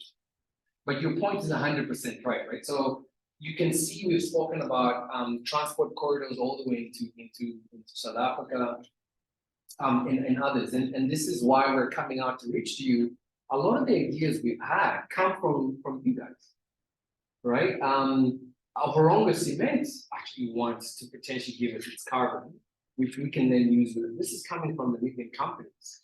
I think one of you here asked, you know, I think it was you, I think Agapitos, but you were talking about how a Namibian company is supposed to participate, where do we start? Downrisk is a Namibian company. The company is called NS, it's just local energy developers. They used to do solar panels and sell electricity to Namibia. They saw this and they say, well, we understand a part of this.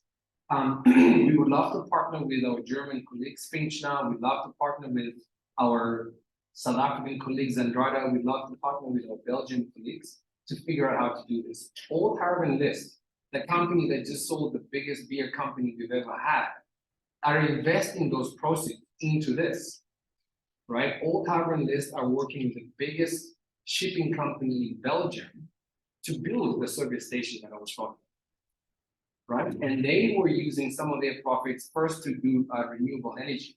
They were called ONL Next Century. It's a Namibian company, and ONL Next Century went and handpicked the Belgian colleagues, and they formed a new Namibian company called Clean Energy. It's a Namibian company in Walvis Bay, currently buying up warehouses, set up a whole real estate company. They are talking to Namport, another Namibian company.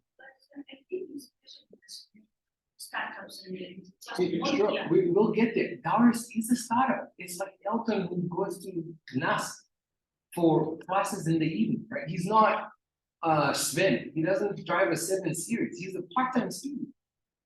These are startups who are following what is on the government website and taking a chance and applying. There were 23 Namibian startups that applied for the pilot projects. There were 1,156 Namibians that applied for the 93 scholarships. These are people like you and me. All they did is they read and they took a chance. And we're saying the chance is not over. We just started. A lot of you are talking about a project. Look at the map. There is multiple activities. There's not one project. If TransNamib is going to combine or redesign one of their locomotives and start injecting hydrogen and co-combustion, that's a Namibian company that is going to be getting a grant. It's actually an SOE that will be hiring some new engineers within TransNamib to do that. So there is multiple projects, there is an industrialization agenda, there isn't one project. I just like to encourage you to think that, right? And then with regards to the startups, we're going to be doing a lot of work over the next 2 years, because the project in the South has been given a target of 30% local content, which means they have to go and say, if I have to spend 11.3 billion euro, 11.37 billion euros, and 30% of that has to be spent with Namibian companies, where do I get them? Who are they? They have started talking to Absolute Logistics, Mama Shikongo's B&B in Lüderitz. They're talking to the electrician. I mean, we built solar plants in Namibia. So who constructed those solar plants, like the one in Umbu? It's us, in one shape or form. I've got pictures. I went there and I met them. That company, I think it's called Solna, whatever they are. They're Namibian, right? That hire people like us who dig the holes, put the steel in, and mount solar panels. Then a Namibian electrician goes and cold commissions the area. So people think hydrogen is synthetic fuels and electrolyzers. It's construction companies, logistics companies, electricians, people who clear out farm lines, etc. So I will encourage us to think sort of more broadly, and I will be doing, together with the government, sort of a much more comprehensive opportunity breakdown communication strategy across sort of TV and radio stations like that to help as well. Try and go through the others. How about youth? I've just spoken a little bit about that. The fund is coming. So no, this, well, actually think about it. All of the pilot projects actually had two components to include in their pilot. One was the commercial aspect, green agricultural village, tugboat to be converted to use hydrogen, but they all had an R&D element. And the R&D element says the following: we want you to partner with a Namibian tertiary institution, NAST, NCSRST, UNAM, and then use local students to do some of the research and development around that technology. And we want you to partner with a German institution as well, because obviously the money was coming from Germany and they're encouraging German and Namibian partnership. So all of those 4 pilot projects I mentioned, for example, the one in Dallas is UNAM and Stuttgart. The other ones have different universities. Fraunhofer is getting involved, NAST is getting involved. And all of that is happening here. So the German experts are coming here to develop Dallas, Fraunhofer, Nat Geo, Solaris. These were all foreign players that came here and measured our conditions and worked with UNAM. In fact, some of the master students from the Namibian Green Hydrogen Research Institute got hired by Dallas, and they're now giving classes online to fellow Namibians about how to locate a wind turbine in that area to optimize for energy generation using a Bloomberg finance tool that we avail to them from the presidency. But she's like 23 from UNAM, master's degree. She now applied for the scholarship and she got it. And she trained 43 young people, some of them might have been old, yesterday online. And she's posting this on LinkedIn. She's posting this on WhatsApp, inviting young colleagues like you to learn for free how they do, Namibians. So the youth are active, and of course we will do more programs to help, like coming out here and telling you about all this is useful. But you know, if a lot of what I'm telling you, we put it on a public website called gh2namibia.com. The strategy, the supportive publication, all of that stuff is there. We need to do more and we'll do more. I'm just trying to say that there are some Namibian youth who are moving as fast as they can. What do we do with the batteries, the solar panels, the turbines? There's actually a huge potential recycling industry that is forming around the world around this concept. What do you do with this equipment when it's done? I can tell you in solar panels, there's a lot of silver.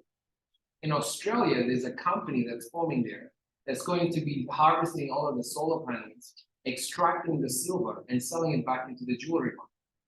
And they're even using blockchain to show you exactly where they got it from and how it was done in a carbon neutral way. And so that silver pitches a premium than silver that was just mined somewhere else.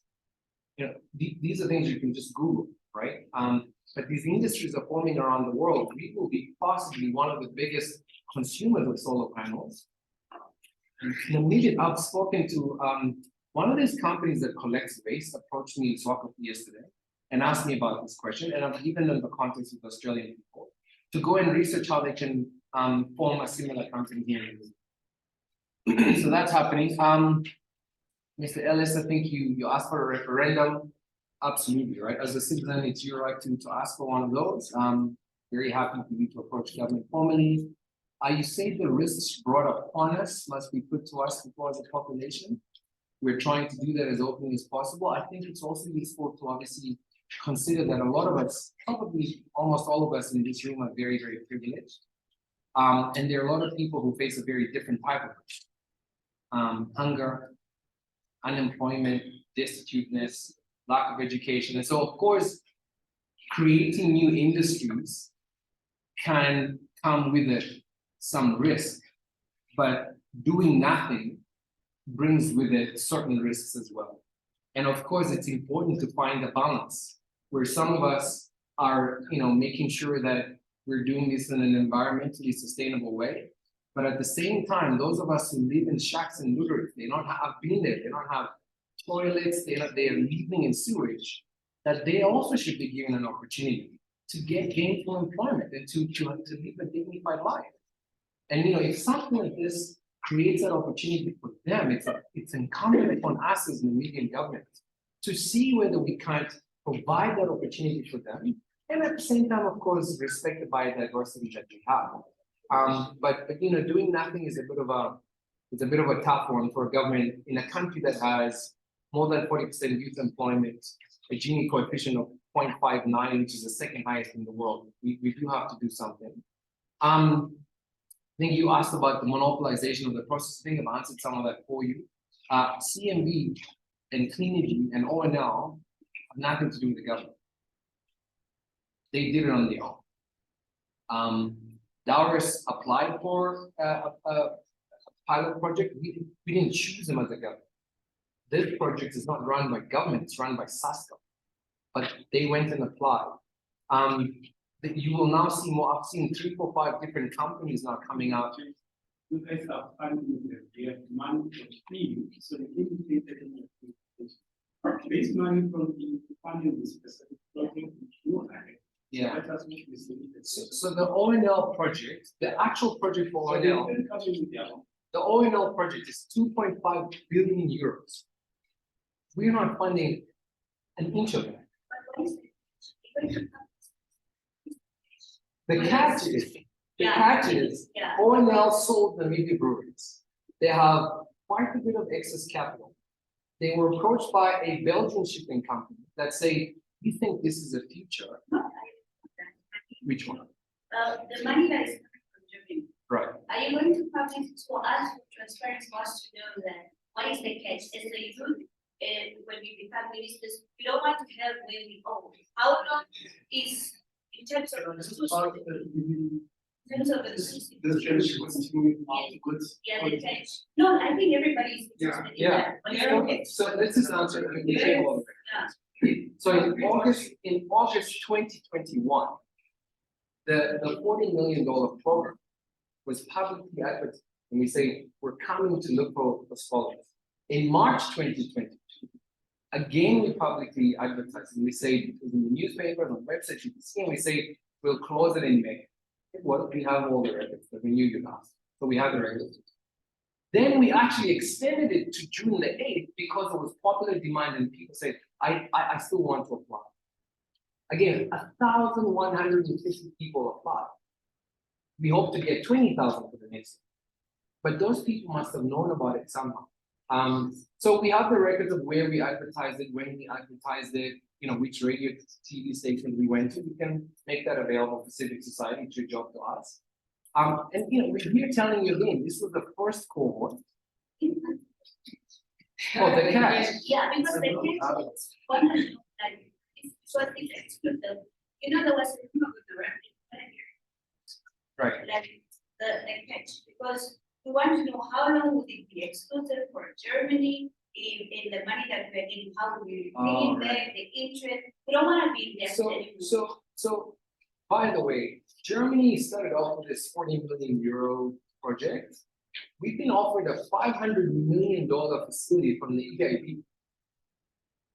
The European Commission has signed an MOU with Namibia. The Dutch government has pledged 14 million Namibian dollars for us to consider using as a grant to buy equity into the hydrogen. They've pledged another $3 million for us to use to potentially form an implementation authority office. Next week, Tuesday, we're flying to, not next week, Tuesday, on the 16th, we're going to Tokyo to talk to the Japanese government about potentially setting up almost a $2 billion facility for Japanese players to potentially develop hydrogen in Namibia with Namibian companies. This is not a Germany thing by a mile. It's a global play. We are exploring partnerships with the US as well. USAID and Power Africa and the commercial road project in the US are offering us assistance to help put together the sectoral legislation. So it's not a German thing, it's fairly global at this perspective, at this point in time. Okay, I think let's just wrap up this round. So let's just see, this is going to be the last round. We have exhausted the time for the Q&A. So we can take maybe about 3, and then also just ask the presenters to also just have the final remarks after that as well. Well, let's just start with you, and then someone from the environment sector. Okay. We'll have someone from the environment. And then someone from, okay, environment, they will go with the benches hand in hand, and then we will end here. And that's the final. Yeah, I just explained from IPR. I just wanted to reinforce the calls for transparency. It's something that we've been concerned about since the outset. And the larger, and in some ways more exciting the project sounds, the more important the transparency and accountability issues become. Yes. And something that we have been calling for a long time, which government is now moving on, is for Namibia to join the Extractive Industries Transparency Initiative, which requires 2 main things. All contracts and licenses for extractive projects, I know this is a classic extractive project, should be published. Also that there is beneficial ownership registers for the companies involved. So that means no fronting. We know exactly who owns the companies, and it's punishable by law if you lie about it. So we'd like to see this extended to the green hydrogen project, although it's not the classic, of course, normal oil, gas, or minerals extracted project.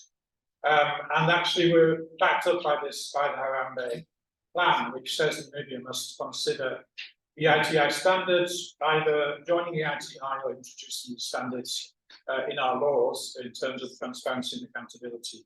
So it would be great if we could get a pledge from both of you to support that high level of transparency on this project. So, because what the private sector has found in the extractive industry generally globally is that this adds credibility to projects. So while there might be some sensitivities about commercial information being made public, this is generally in the last few years been overridden by people recognizing that this adds credibility and makes the ideas that Justin mentioned, that this has to be accepted by the public broadly, much more easier to get across. So that's a very brief one, and just if you can maybe comment on that. Okay, thank you.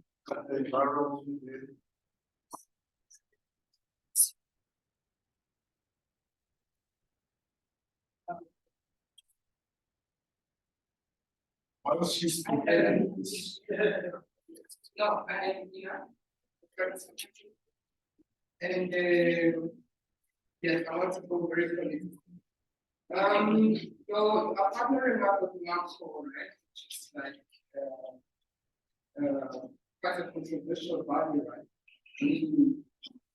There have been articles about NAMSO, and also in regard to that exclusivity.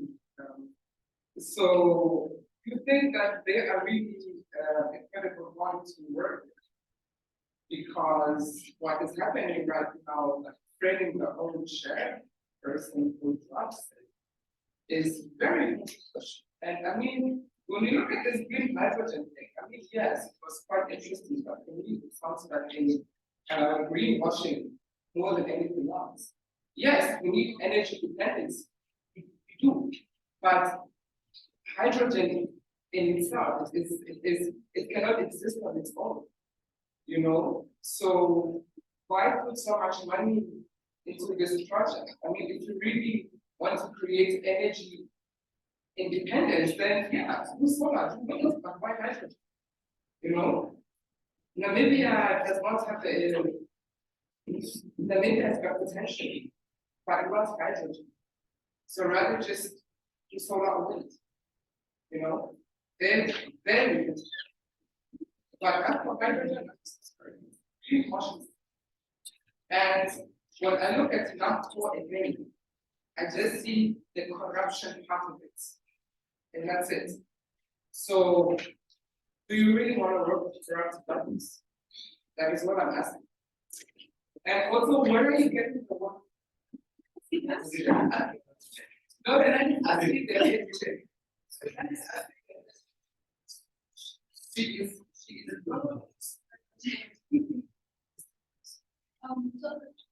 two quick questions, please. I was just wondering when dollars gets his water from the pilot project. And if I correctly understood, it was still at the stage of doing an environmental impact assessment. Is that so? For which? For the whole part, especially the one near rivers. That's what the main part. It's part of our goal. Yes, but at what stage are you? At what stage are you now with the environmental? I'm not at any stage at all. I don't represent it.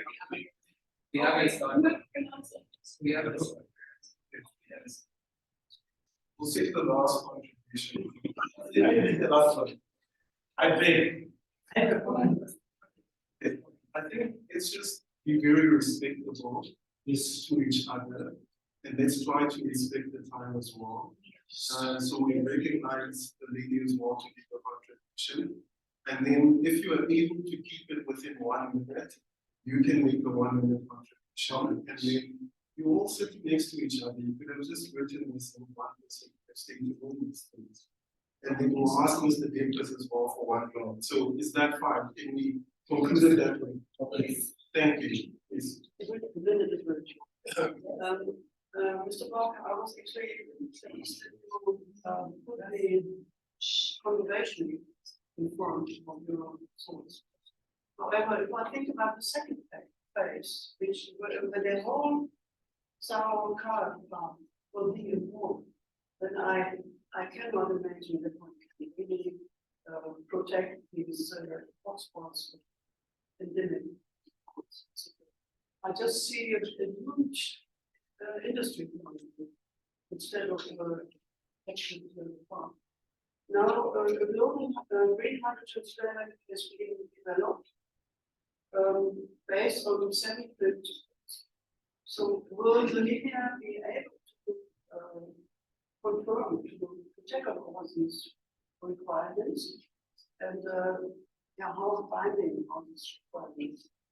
And I have a question to because we as a public, we have not really been involved. We have never been asked.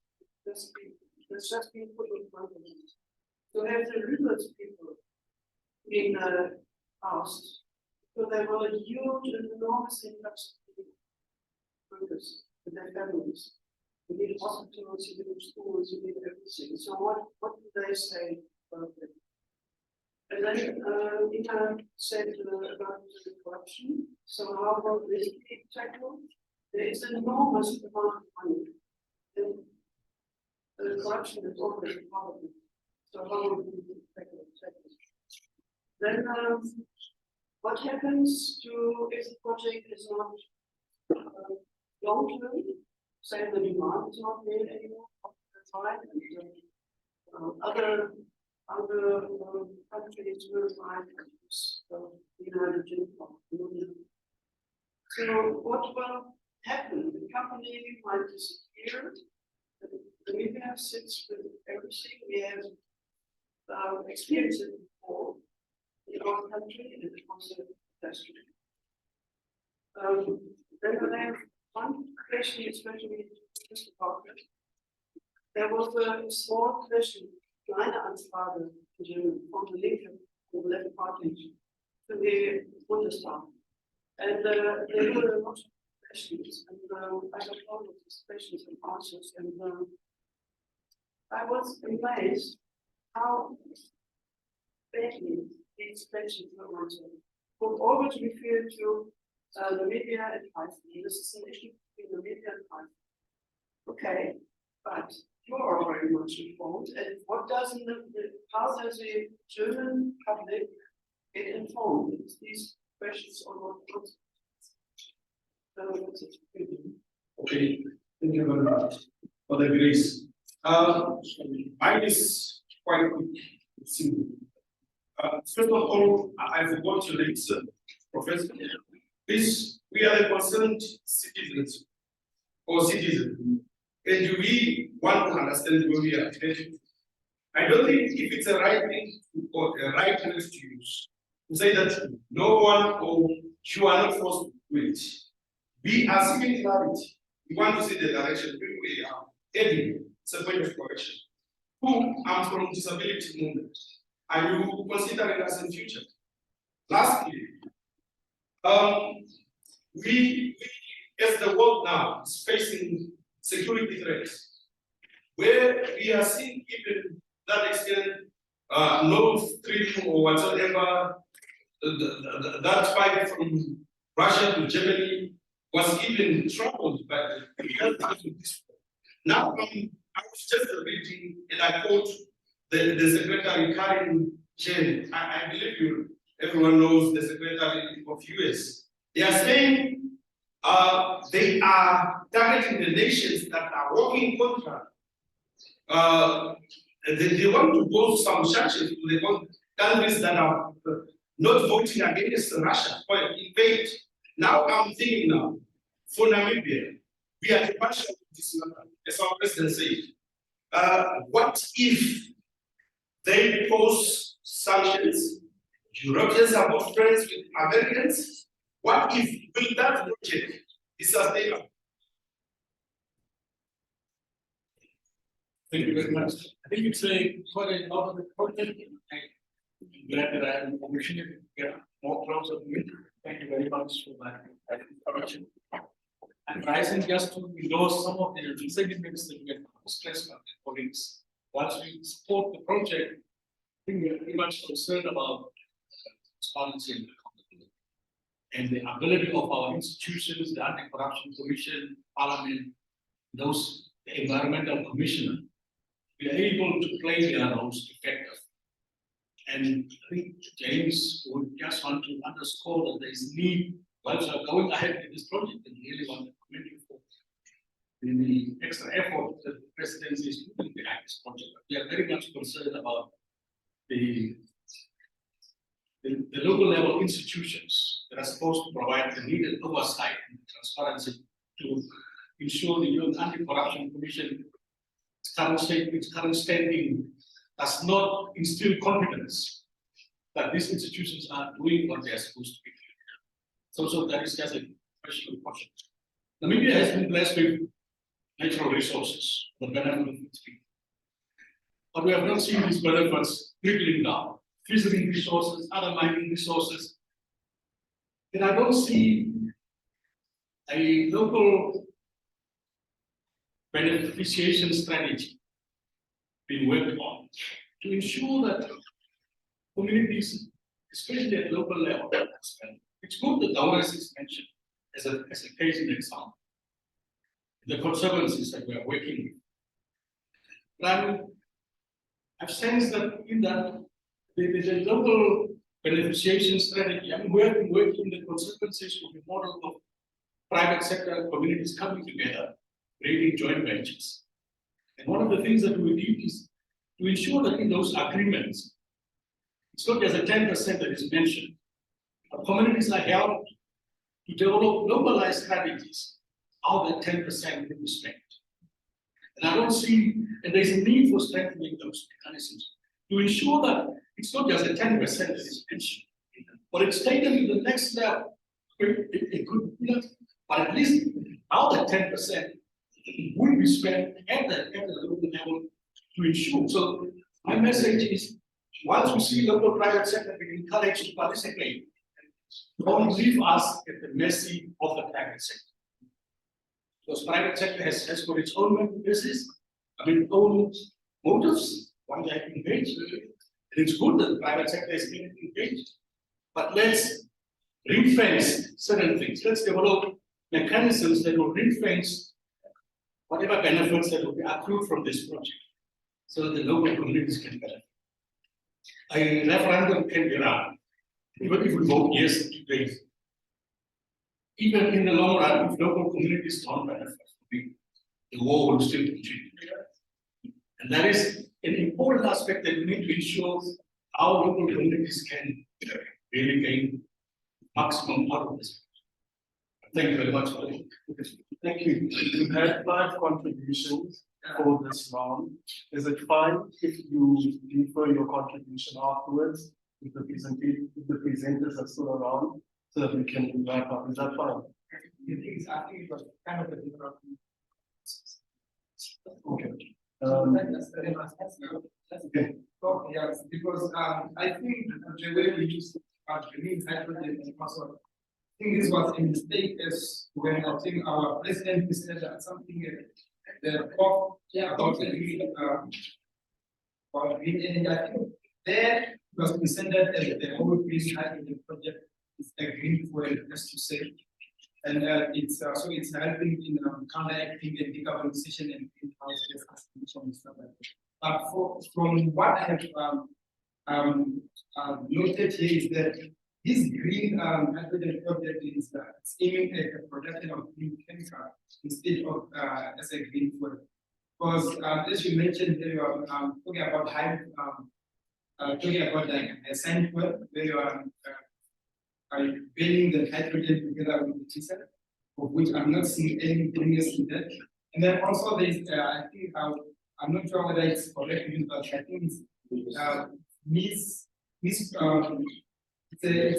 the use of the wrong word in the green village, as to say, because we are talking about ammonia being used in those gardens, and still we are referring to them as green villages. I think I don't get it as to how is that a green village while we are using artificial fertilizer instead of.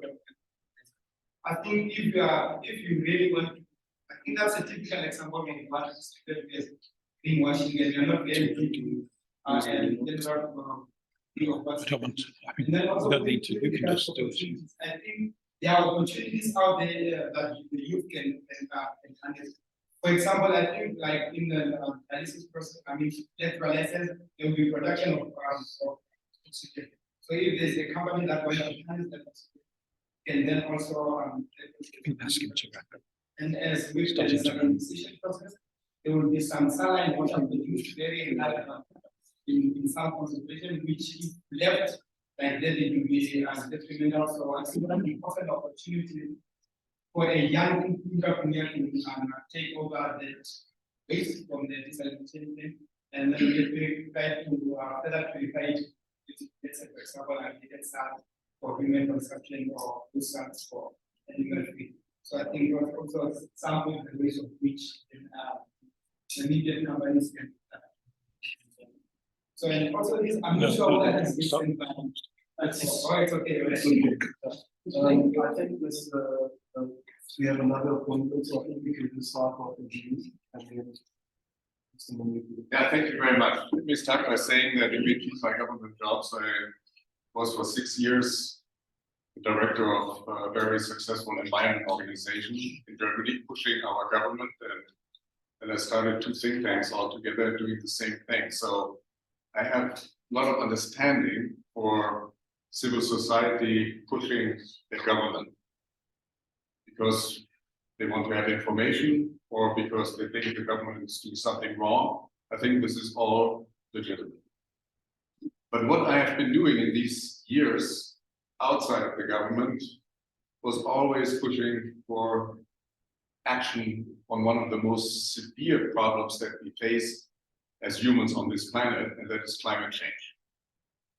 And I am extremely happy that now in Europe we have decided to become climate neutral by 2050. And I'm very proud that my country has decided to become climate neutral in 2045. Because we also have a historical responsibility, and the one continent that is going to suffer more from climate change than any other continent is going to be Africa. So we are in this together. And having dealt with this issue so many years, I can tell you that the answers to the climate crisis are very clear. We need efficiency, we need renewable energies, no more fossil fuels in all areas, and in those few areas where we cannot directly decarbonize with electricity, we need the green molecules. That's what everybody has to do if we want to prevent a real dangerous change of climate on our planet. So now, I come to this project. This project is one of, I don't know how many hundreds right now, maybe even thousands around the globe. But you have one big advantage here. There is, to my knowledge, not a single place on the planet that has such incredible wind and solar conditions so closely together as you do down in Schwerigkeit.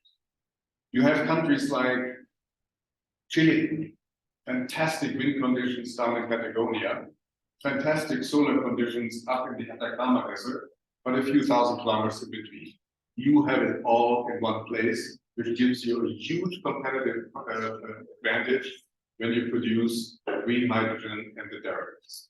However, that doesn't mean if you can produce it cheaper than anybody else, that you can also sell it at a price that is competitive to other regions.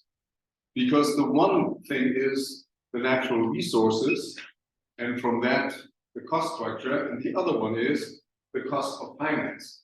How much interest we have to pay for the loans that you have to take, because nobody has this amount of cash.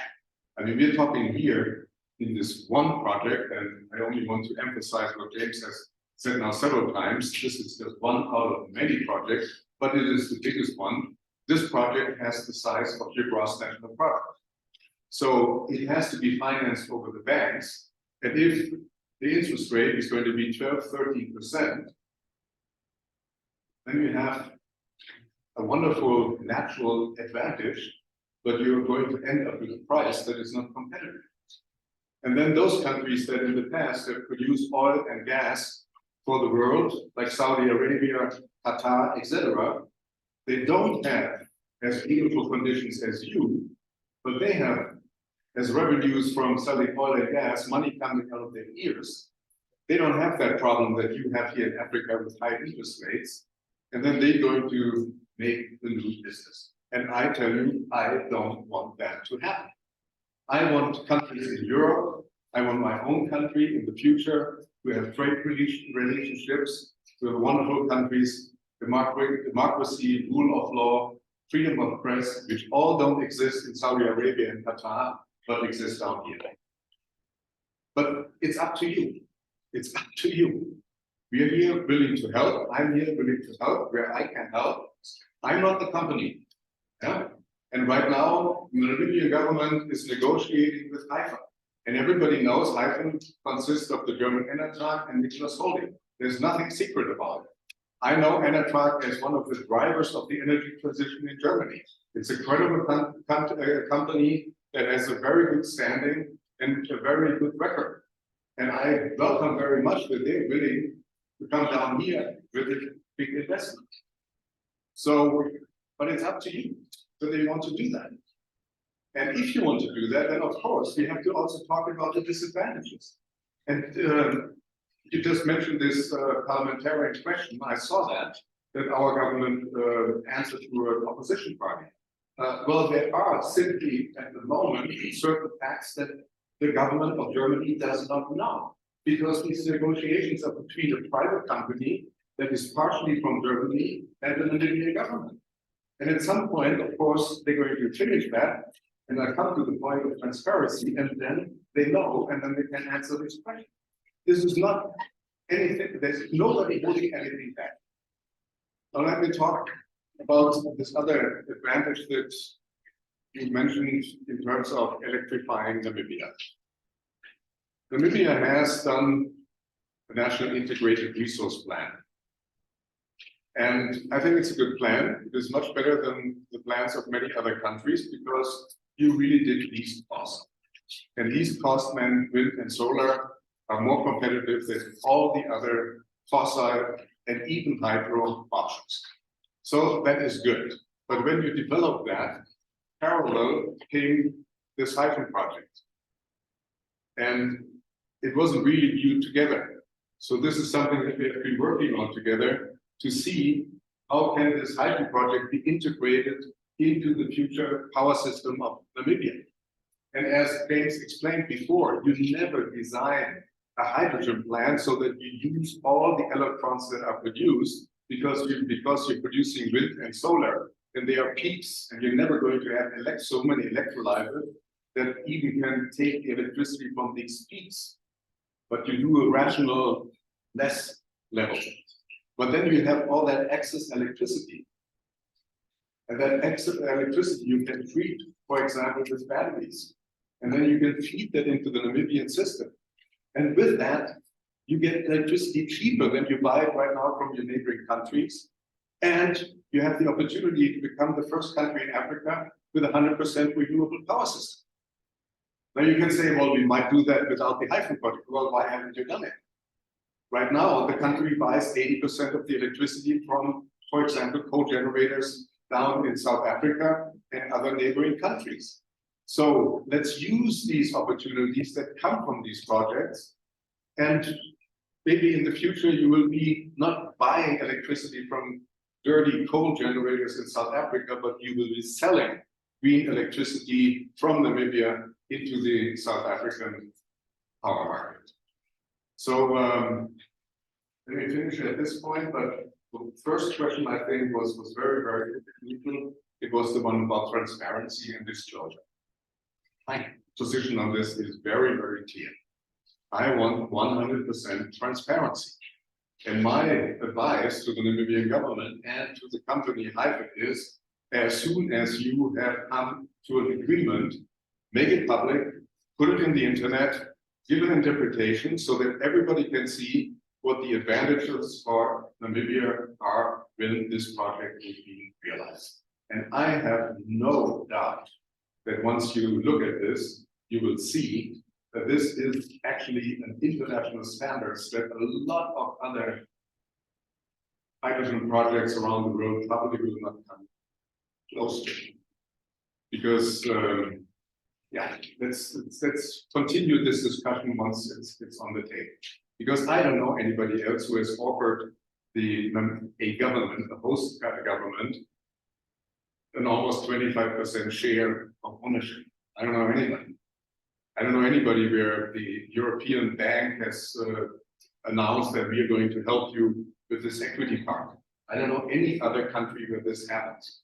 So wait, it's probably only going to take hopefully only a few more weeks. And then I'm for 100% disclosure so that everybody can read what the advantages and disadvantages are. I'm pretty sure you will probably see that there are many, many more advantages. I have talked with the German environment organizations who have a catalog of actually 12 points where they say this is what we measure our European governments or companies when they realize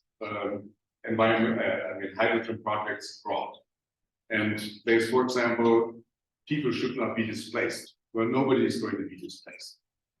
Traditional grazing grounds should not be used. It's not going to happen. Fresh water, especially in countries that have a shortage of water, must not be used, will not be used in this, and so on. Local unemployment, and so on. And I've been down now to Namibias several times. I will go down next week again. I mentioned that at the very beginning, and the first time I was down there with several ministers and James, where the government informed the people of Namibias. Of course, there are also some critical questions. But also the second time when he was down there, had a very extensive conversation with the town council. They looked at this primarily as a huge opportunity for that country, for that city. And they're already right now moving a lot of people there in these informal settlements right now, more than they can actually handle, in the expectation that once this project starts, I might be able to get a job. So why am I taking the GIZ director down there next week? Well, because of exactly those points that you mentioned. They have to be enough schools, they have to be enough city planning with garbage pickup, et cetera, so we don't create another slum there. It's a very important, but we cannot, I mean, how are we going to deal with these kind of projects? Are we always only going to look at the critical parts, say, hey, let's leave everything as it is? Or are we going to grab this opportunity and do something about climate change and a huge economic development for this country? Thank you. I don't need to know. Yeah, I'm sorry, I have another appointment at 5 o'clock, and I really don't want these Namibian people now to wait for me. So this took a little bit longer than I expected. Thank you very much for the discussion and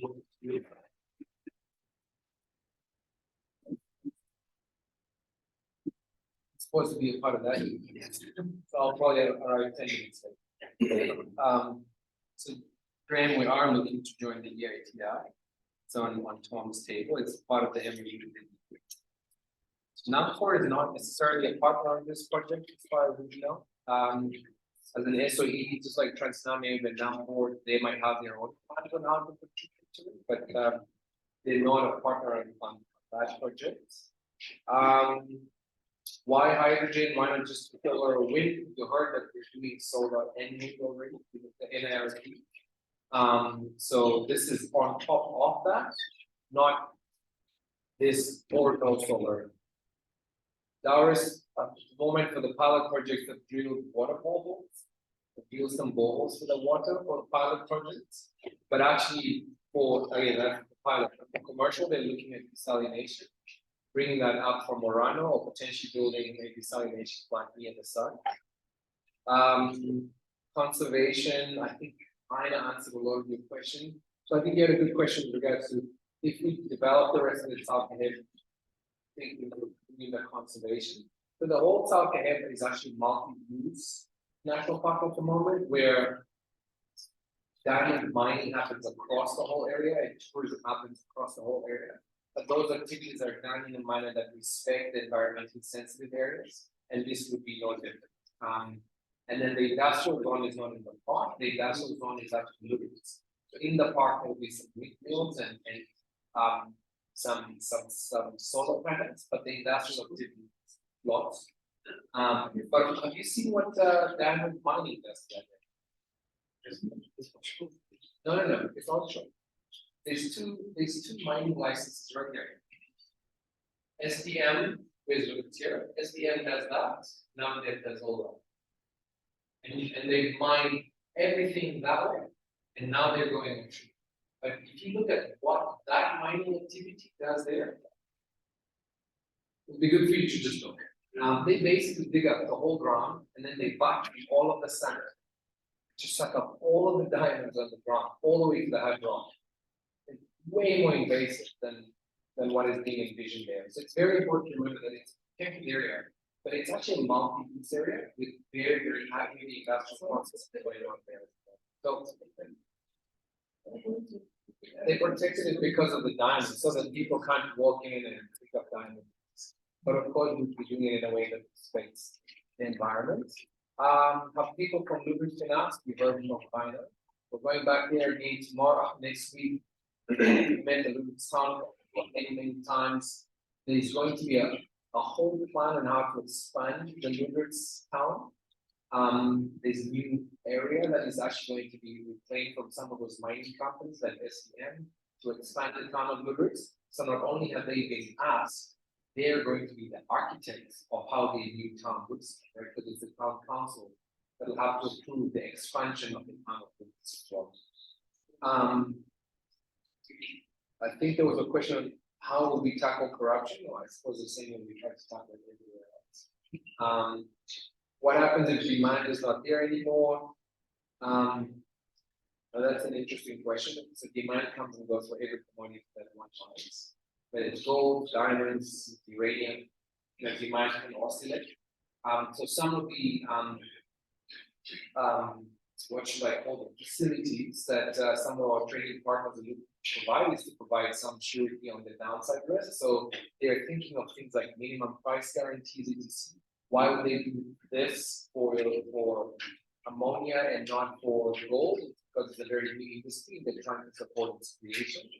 But they are looking at mechanisms that will provide some downside risk if the price of ammonia falls or whatever. So it's actually a very good question, especially given that it's a very new industry. So if you want to look that up, Google EU Hydrogen Bank and also Google H2 Global. That's a German facility. The EU Hydrogen Bank is an EU facility that is looking to provide more price certainty for the commodity. Disability movement, are we considering them? Of course, always. Even the hyphen offices here in Windhoek actually have specific catering for disability, but of course, this is a national government, right? So we would always consider people from the disability area. Will that project be sustainable if the US levies sanctions? That's a good question.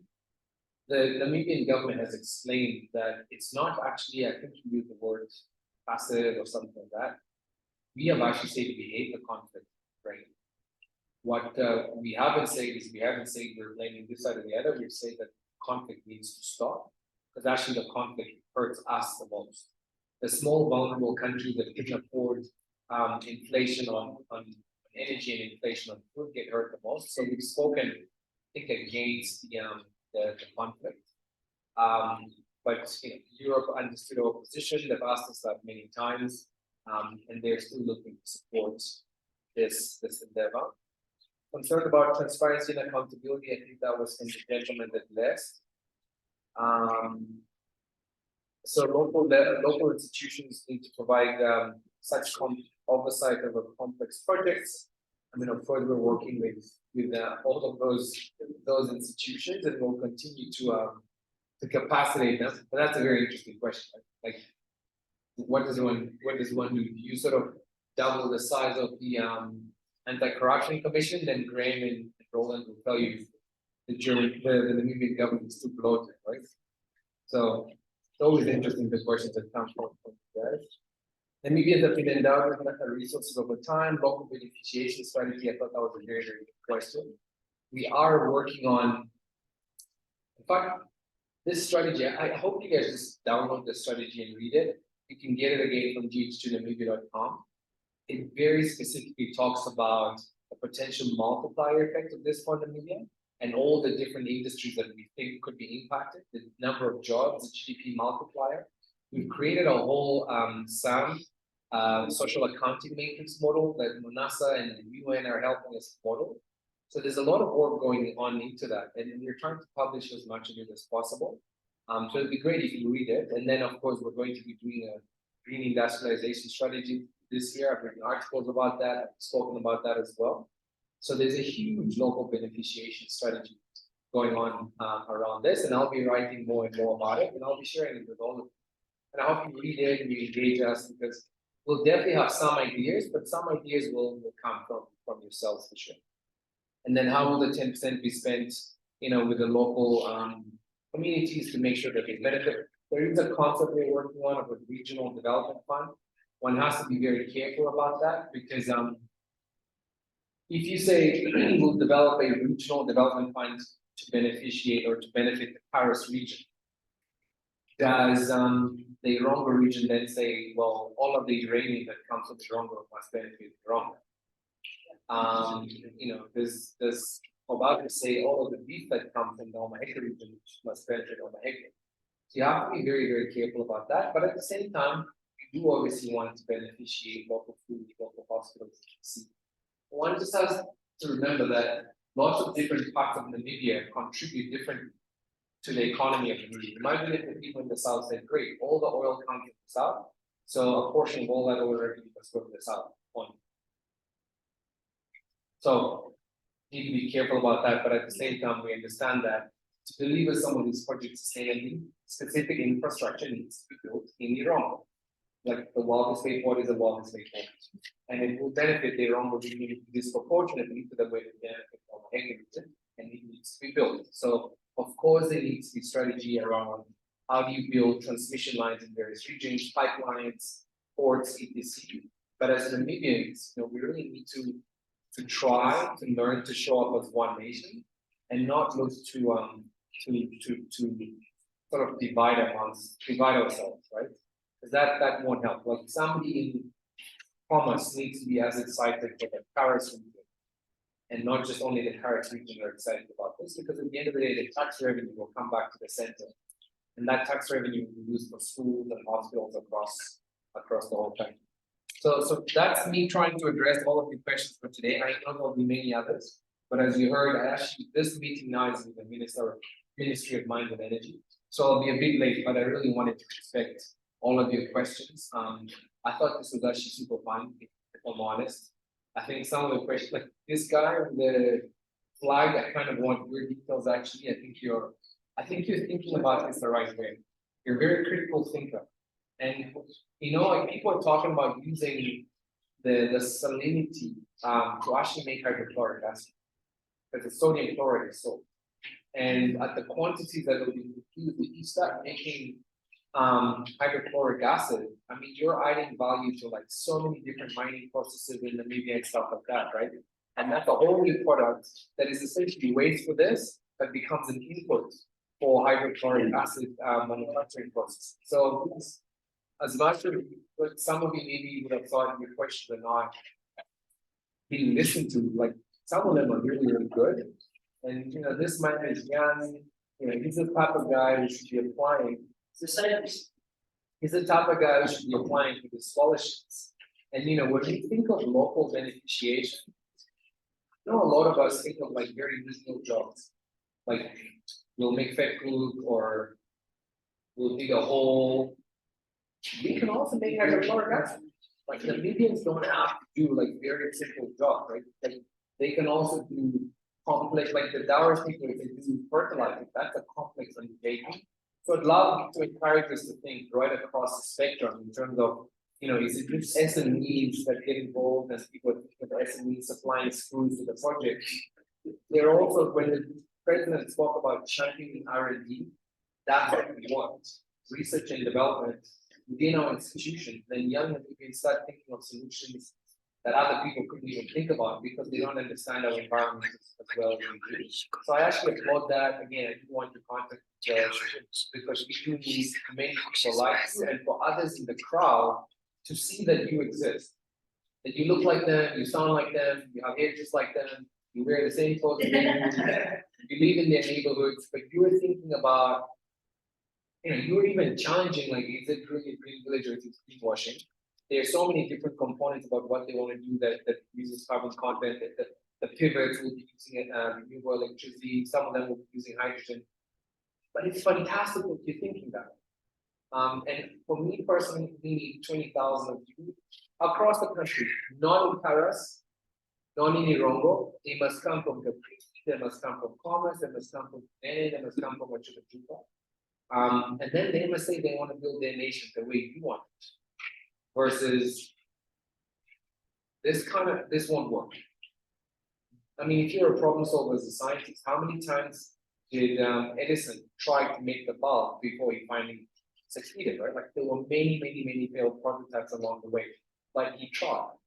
So is this guaranteed to work? Of course it's not guaranteed. But should we be willing to try given the circumstances we have at home? I think so.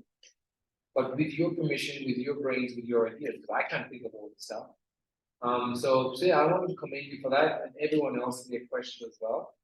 I'm sure it won't be the last time we come out and hang out with you guys. And I want to say one more thing, right? So this author of this article at the back here that Graham then published, he now has a job in the green hydrogen space. Robin Sherman. I thought that was hilarious. He wrote the article, he raised a lot of questions about how it might not work, how it might work, all these things that the government needs to do. And then he becomes the CEO of the company that is operating in Walvis Bay, looking to build one of the largest ammonia storage plants in the world with O&L. He was asking questions like you guys a year ago. So all I'm saying is, A, those sort of questions can lead you to places, the ones you're asking. B, like these people don't get these jobs because they're rocket scientists or they were chosen by like a politician, right? Like Robin is white from the UK. Right? I don't think he's on the other side. I think there's an article where the Namibian was asking who are the people in Dallas they connected. You know, people just there, they try. And I'd love for you to try and you to try and you, I don't know why they send you won't try, but it was hilarious that this guy now has a job and it's a pretty high paying job. It's not blue collar, he's not going to be digging at holes to be putting solar panels, he's going to be deciding on like capex, dividend policies, and stakeholder engagement. He's going to get paid millions to do that. So yeah, sorry, that's my contribution. Thanks for having me. Like, I love the way you, like, the same way there's a growth lab that you use in Harvard, it would be also nice if we have a scientist lab. Like, it's great for us because we have so much knowledge, but because everything is called impossible, at least if we have a lab, we can bring out these ideas, then you can bring other people to help us. I think that's inspiration. You guys need to follow me more on like, okay, I don't have followers, I'm horrible on social media. Okay, so I need help. I'm gonna get some sort of strategist. We've been talking about in Namibian, okay, cool, there you go. Namibian Green Hydrogen Research Institute. It's exactly what you just said. And it's NAST and UNA working together with many other institutions from around the world. Fraunhofer, Stuttgart, all those guys. And they're doing exactly that. The lady that I said gave a 43, like a lecture to 43 people, she's from that program. It's like a hub with fellow nerds. And then we gave her this tool and she's smart. And she learns it and now she's teaching other people. From Namibia, you know, in a room, master student, and then she went and applied for a scholarship. And she got the scholarship and she applied for a job at Dallas. And now she works at Dallas. Just like you, just like him. So the hubs exist. I know we need to get better at communicating to folks, but these concepts have existed like for years now, 2021. And there's so many Namibians taking advantage of them. And they're traveling and they're getting jobs, right? They'll come and write an article here and they'll become the CEO tomorrow. So make sure you, I just don't want us to like, to be lied to, right? And I don't want us to sit here and hear so many people complaining and think that they don't go home sharpen their secret and apply for jobs because they don't think this is going to work. They're applying for jobs. And you know, that touched me when I saw it. It really did. So I want you guys to not be left out. Right? When these other guys move. Okay, so we haven't figured it out, but we can only figure it out with you guys. Yeah, and I look forward to working together with you while we look at it.